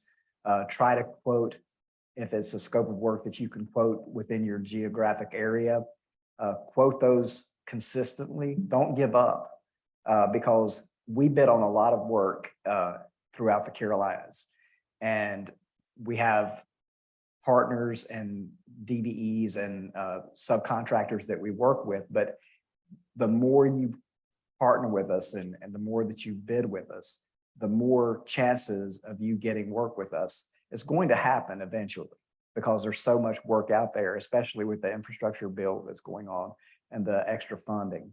There's a lot more opportunities. We're bidding on 5 jobs in the North and South Carolina letting in November. Got a lot of work coming up, and just make sure you focus on the details of the specifications, the plans, and what's required for the DOTs or the owners of the projects, and just have the type of resources that you need to be able to perform that particular scope of work that you're wanting to do well and do that well.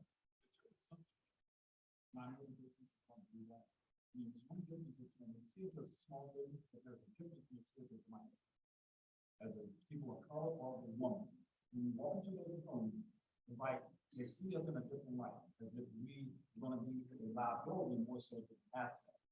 But how do you get over that assumption? That's going to be the situation.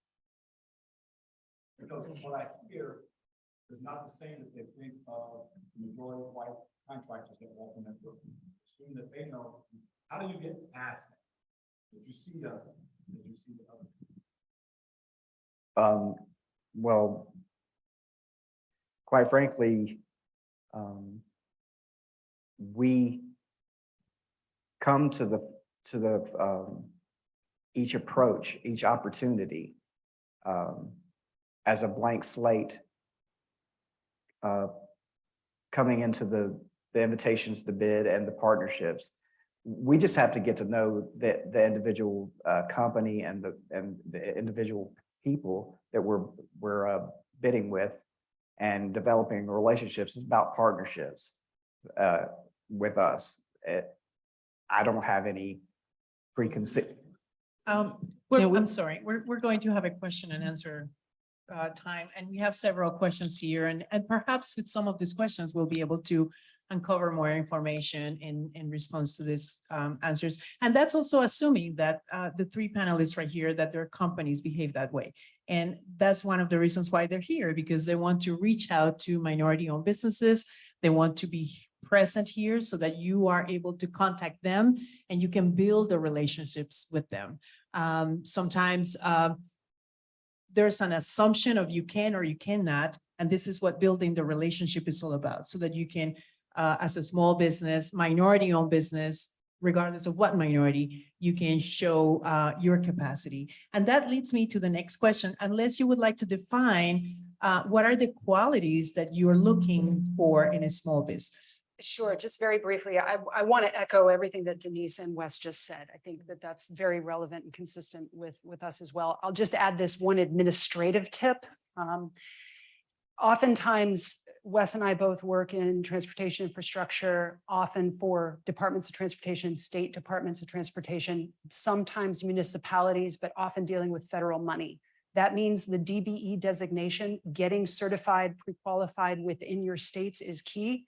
And then at least we do, I imagine United does too, sometimes chase federal work directly for the federal government, maybe the US Army Corps of Engineers or US Coast Guard. Sometimes it's the naval facilities, mid-Atlantic region. We've pursued some work, we're doing work with them.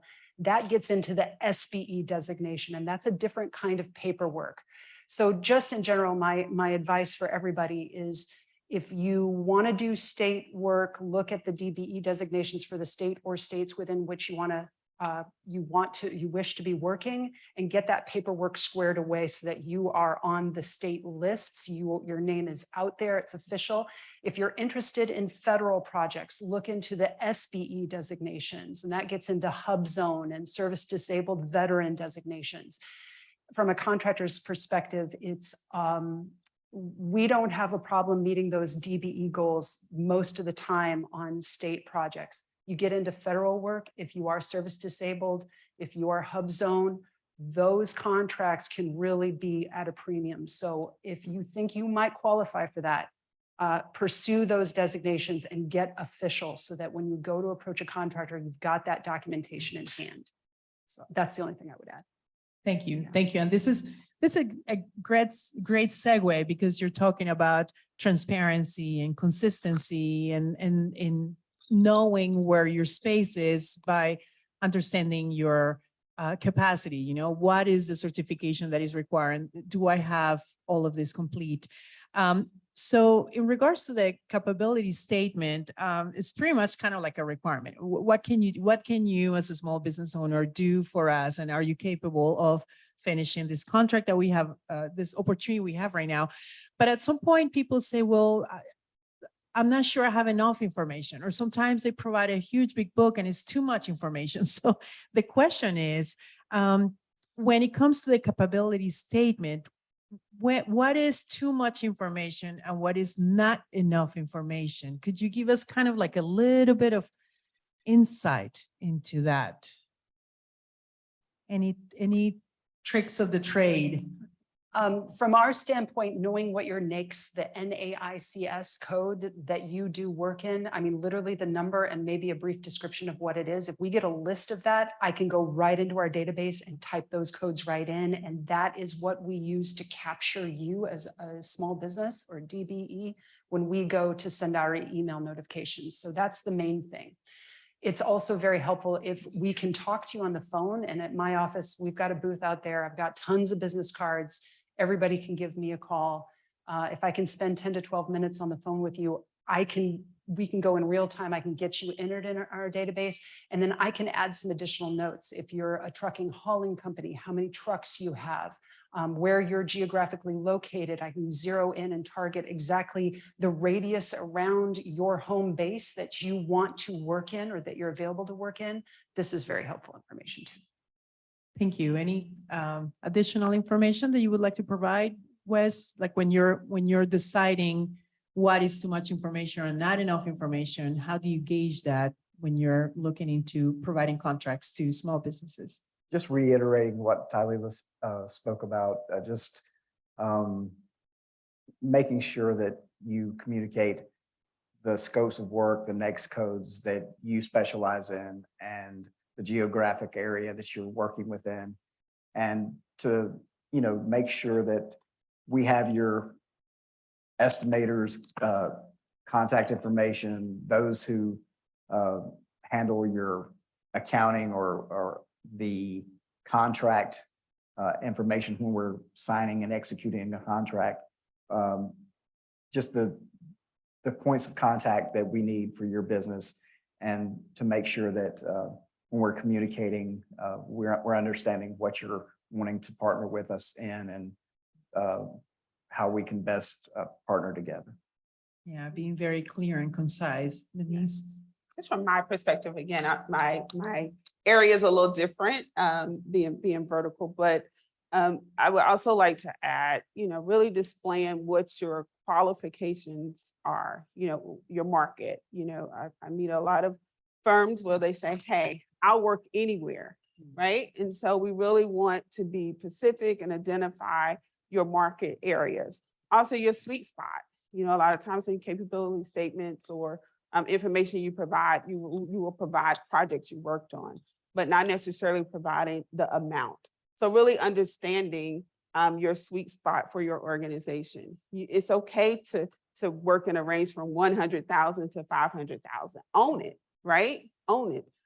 Versus me looking at your capabilities. Hey, I have a project where the scope may be 2 million, right? And you're telling me, okay, yeah, I can do it. So really knowing your market and knowing your sweet spot, and then displaying that on your capability statements is beneficial for me. So kind of steer away from saying, I'm in construction, I do it all.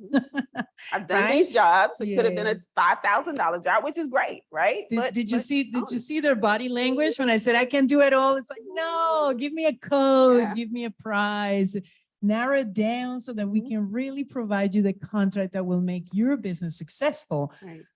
Because I think in the long run, your success depends on all of the small businesses that do business with you and provide you with their talent.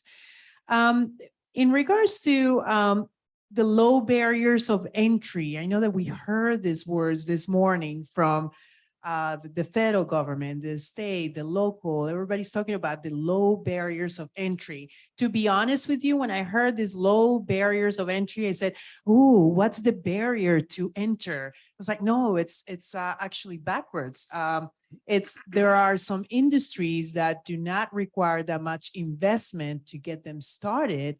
That is a great opportunity for someone to pivot or veer towards that type of industry that where the construction industry is really needing this type of services. I just learned this morning that, for example, in the construction area, having traffic control is very needed, and you need manpower. You don't need a lot of equipment or anything like that.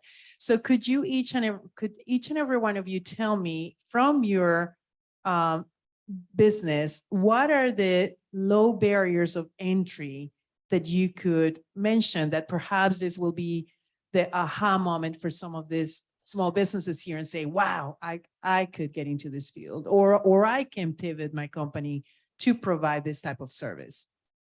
Anyone? Well, some of the low barriers for us would be in metal decking installation on bridges, rebar tying, flagging, providing traffic control materials to a job site. You know, there are a lot of areas and a lot of scopes of work out there that need more participation, even now in this, especially now in this time where there's so much work out there, which means there's more competitiveness and people are being stretched too thin. We need more truckers.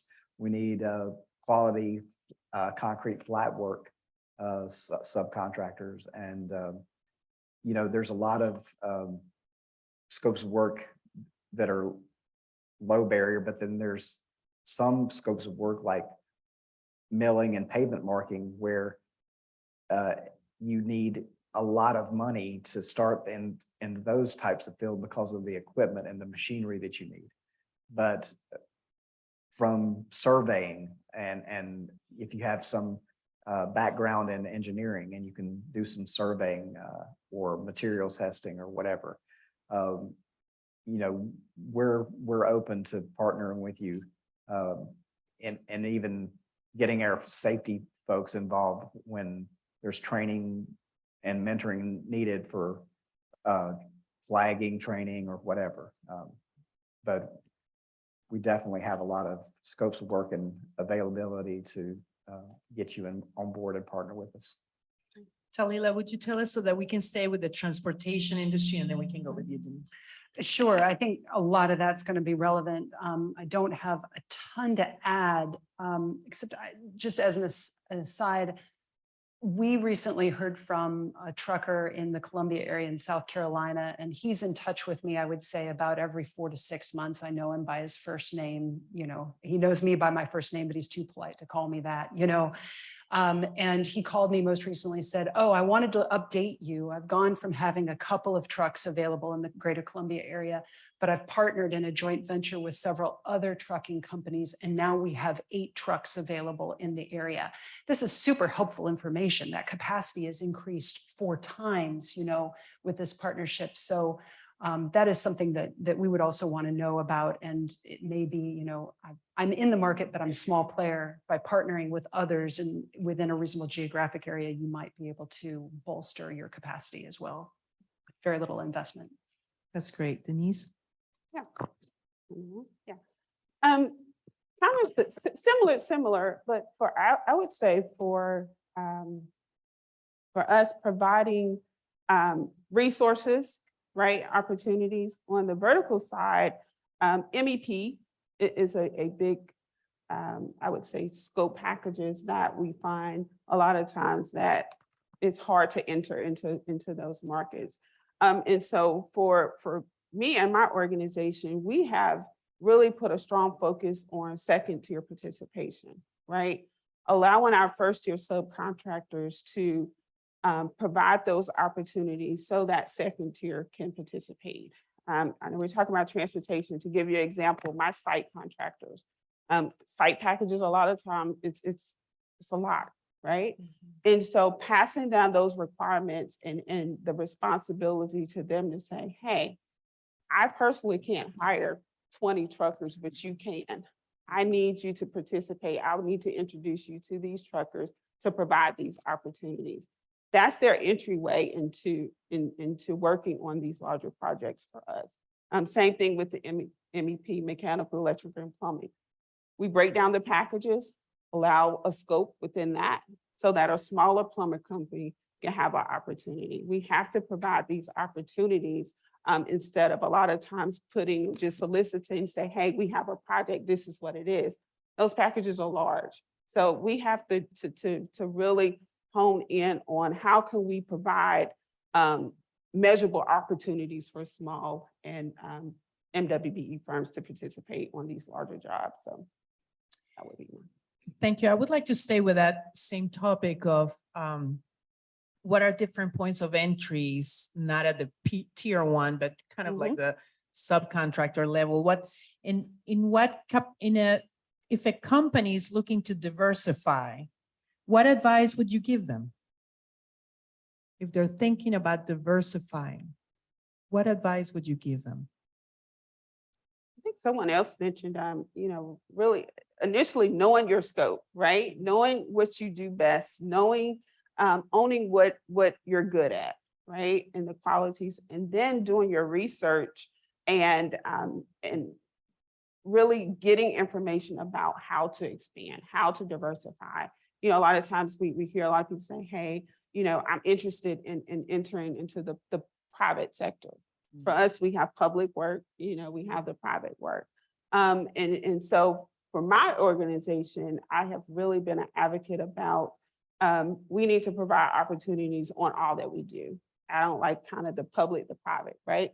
So what my goals and what my culture and the opportunities for firms is across the board.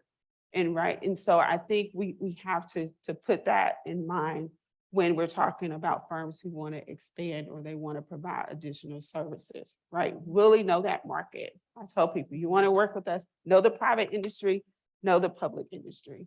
It's about growing your business as a whole. So, anyone would like to add anything? Well, when you diversify, just don't overdo it, and diversify in ways that make sense. If you're, say, for example, in guardrail or fencing and or guardrail, and you want to do something that makes sense for you, the type of equipment that you will be used out there on a guardrail crew is very parallel to a fencing crew or someone that installs handrail on a bridge. Say if you're in concrete flat work and you have the same type of equipment out there that could be used for backfilling the earth material to have the grade where it needs to be before you're putting down the sidewalk, or the stone base underneath any kind of pavement structure. Or maybe you could get another piece of equipment eventually and do some slip forming for concrete barrier on a bridge. If you have the same type of crews out there, people that have the same experience in one particular type of crew scope of work and the type of equipment that could be used to diversify into a similar type of work, that would be the kind of diversification that I would recommend, something that's parallel, something that's close. Because if you're doing something totally opposite where you're going to need different crew members that are totally different types of work that would be required and different types of equipment that would be required, it might be too costly. So that would be my recommendation.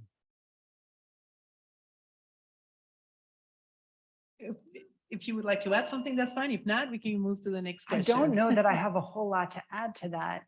I guess the only thing I'd say is if you're taking on a new scope of work with a contractor with whom you've worked before, who knows you and you have a relationship with them, it may make sense if you meet with any sort of resistance, say, well, would you give me a fraction of the value of that scope of work? Will you give me a shot at it, even if it's a minority, so I can, of the amount of work, so I can show you what we're capable of and deliver on something smaller? And maybe it's like, well, that's not my dream contract, but you get your foot in the door and you establish a reputation with this new scope of work with that contractor that you have an existing relationship with.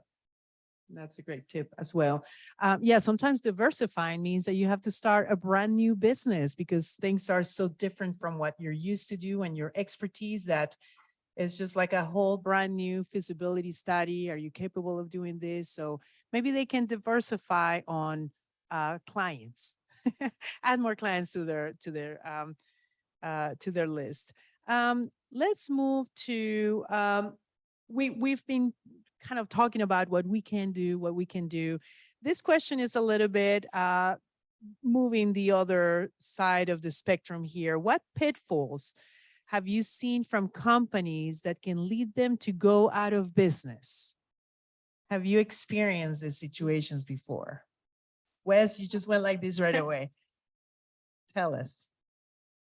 Well, a few years ago, when there was the recession there, well, it was a long time ago, actually, the recession during 2007, 8, 9, in that time period, we were bidding on a lot of large jobs, and we just saw a lot of overcommitment with some subcontractors when maybe the schedule of the projects overlapping with being multiple year contracts that would take 3-4 years to complete. And maybe they were getting contracts with us and with other contractors. And they just got overcommitted and did not have the capacity to fulfill their work requirements or contracts. You really have to, and we have to do the same thing, is to really look at and plan and strategize on the schedules and the work and the equipment that we have, and plan that work out over several years. Wow. Denise? Yeah, I would just, sorry.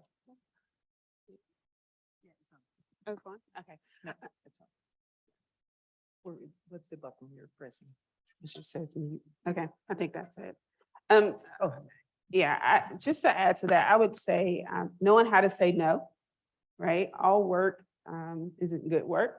And so knowing when to say no. A lot of times, we find ourselves when an opportunity presents itself, it's like, yes, I'm gonna get this contract, I want to do it. And you're saying yes, yes, yes, yes, yes. And you get to a point where you can't follow through. So I'd rather for you to tell me no, right? And let's continue to build a relationship and see what comes up next, right? That makes sense. I'd rather for it to make sense than you continuously tell contractors, yes, I can do the work, and you're bearing your company by not performing, not providing quality work. And so, and financially, it's a burden workforce, it can burden you. So I've seen that happen to companies all the time, just not being able to say no. Kalila, yes. Yeah, I think to echo what Wes was saying is that is one of the risks that I think everyone within the field of construction generally needs to be aware of. With this Infrastructure Investment and Jobs Act money coming in, there is a very, very, very great risk of owners letting or advertising too much work too fast. And we're actually seeing that in one of the states that we work in, where we're actually approaching them and saying, can you slow down your bidding schedule? Because if you want us to bid on this and that next year and that the year after, we cannot do all of these things. We can't build them all if we win more than one.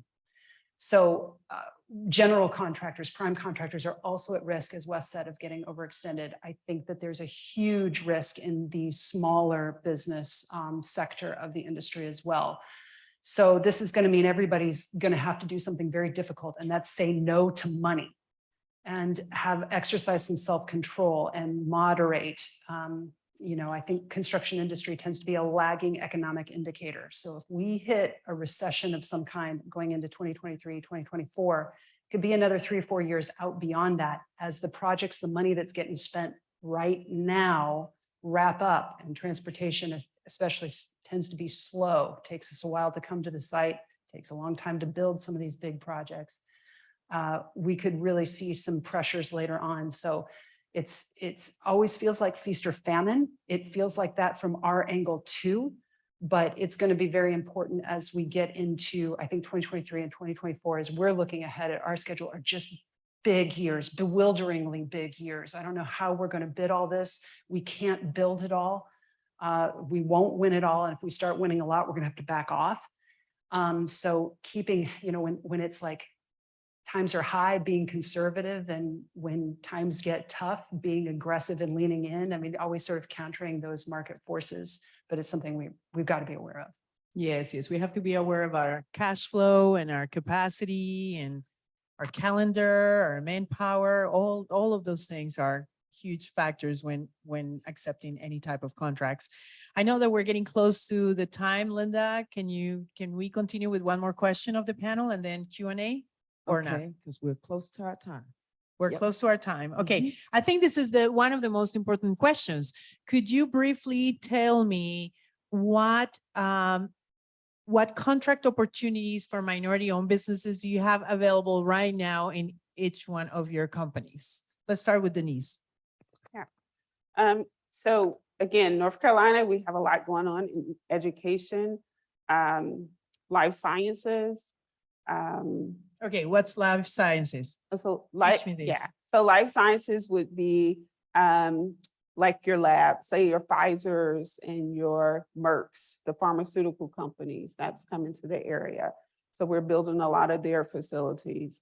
Healthcare, of course, your local hospitals, universities, K through 12 is a lot of bond money that's coming out.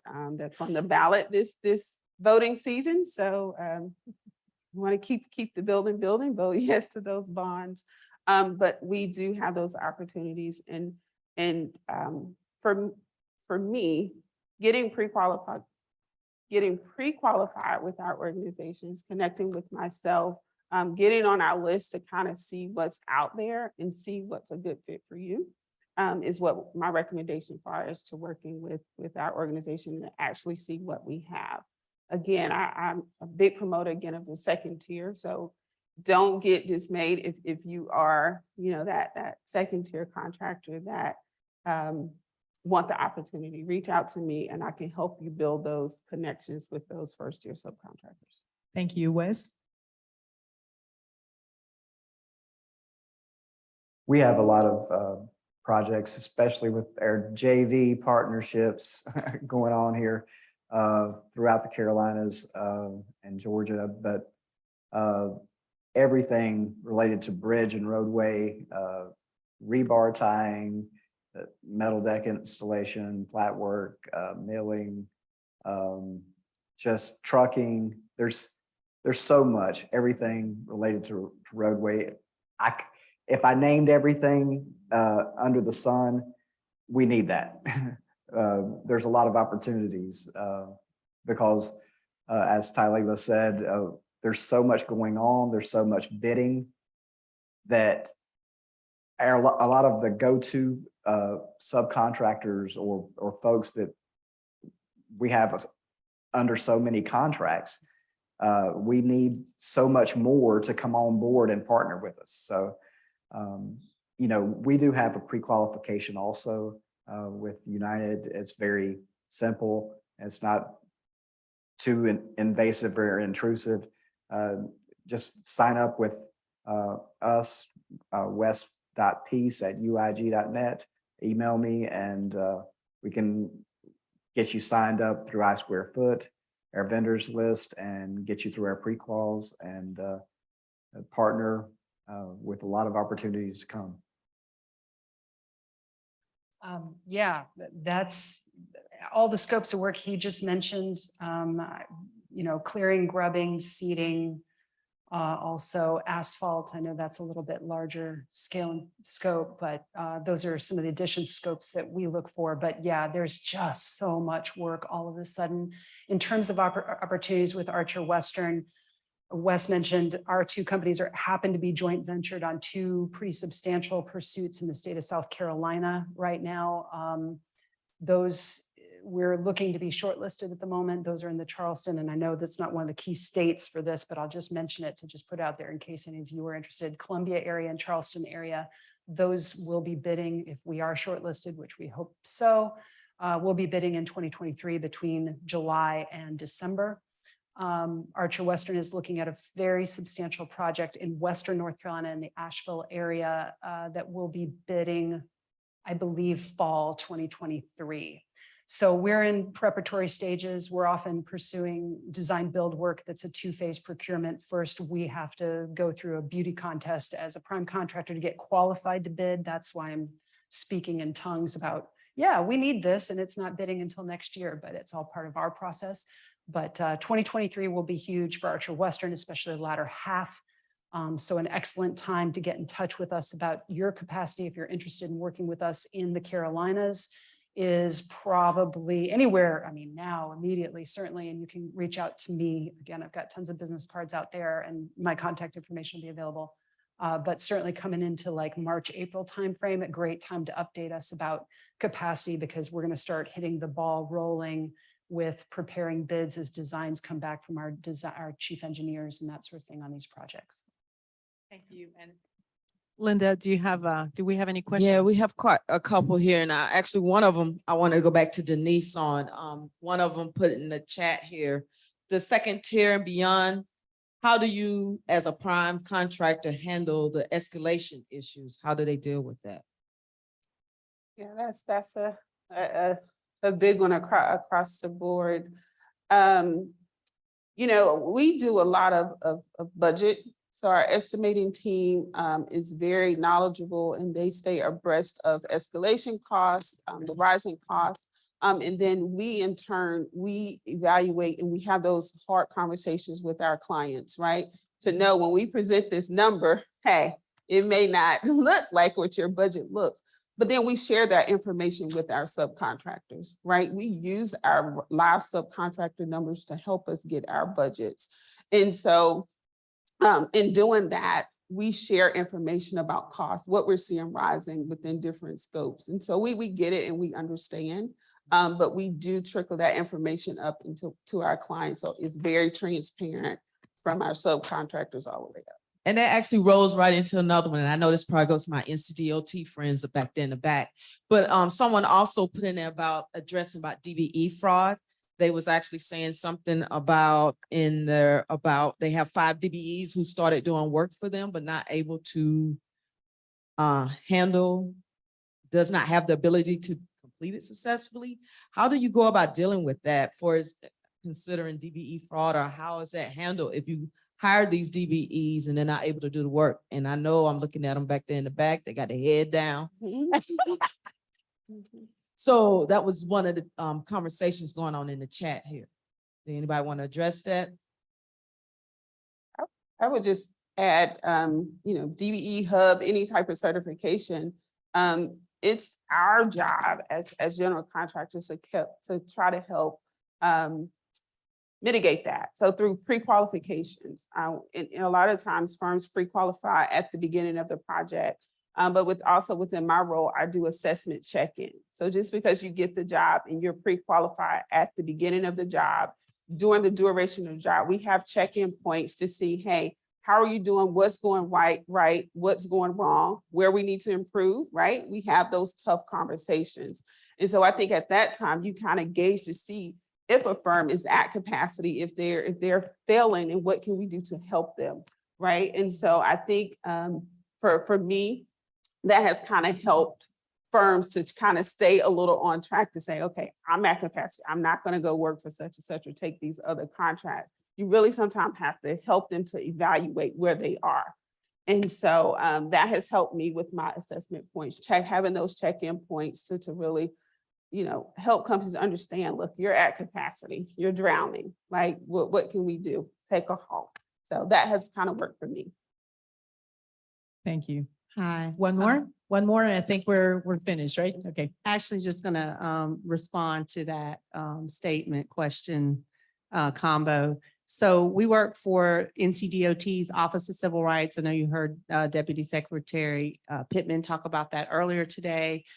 We specifically work in the Business Opportunity and Workforce Development Unit. What that really means for us at NCDOT is that we receive federal funding in order to provide supportive services in the form of technical assistance, training, and other type of services such as outreach and marketing. So one of the things I would say to answer that question is, first, I think we would need to assess why is that person having issues not being able to perform that work.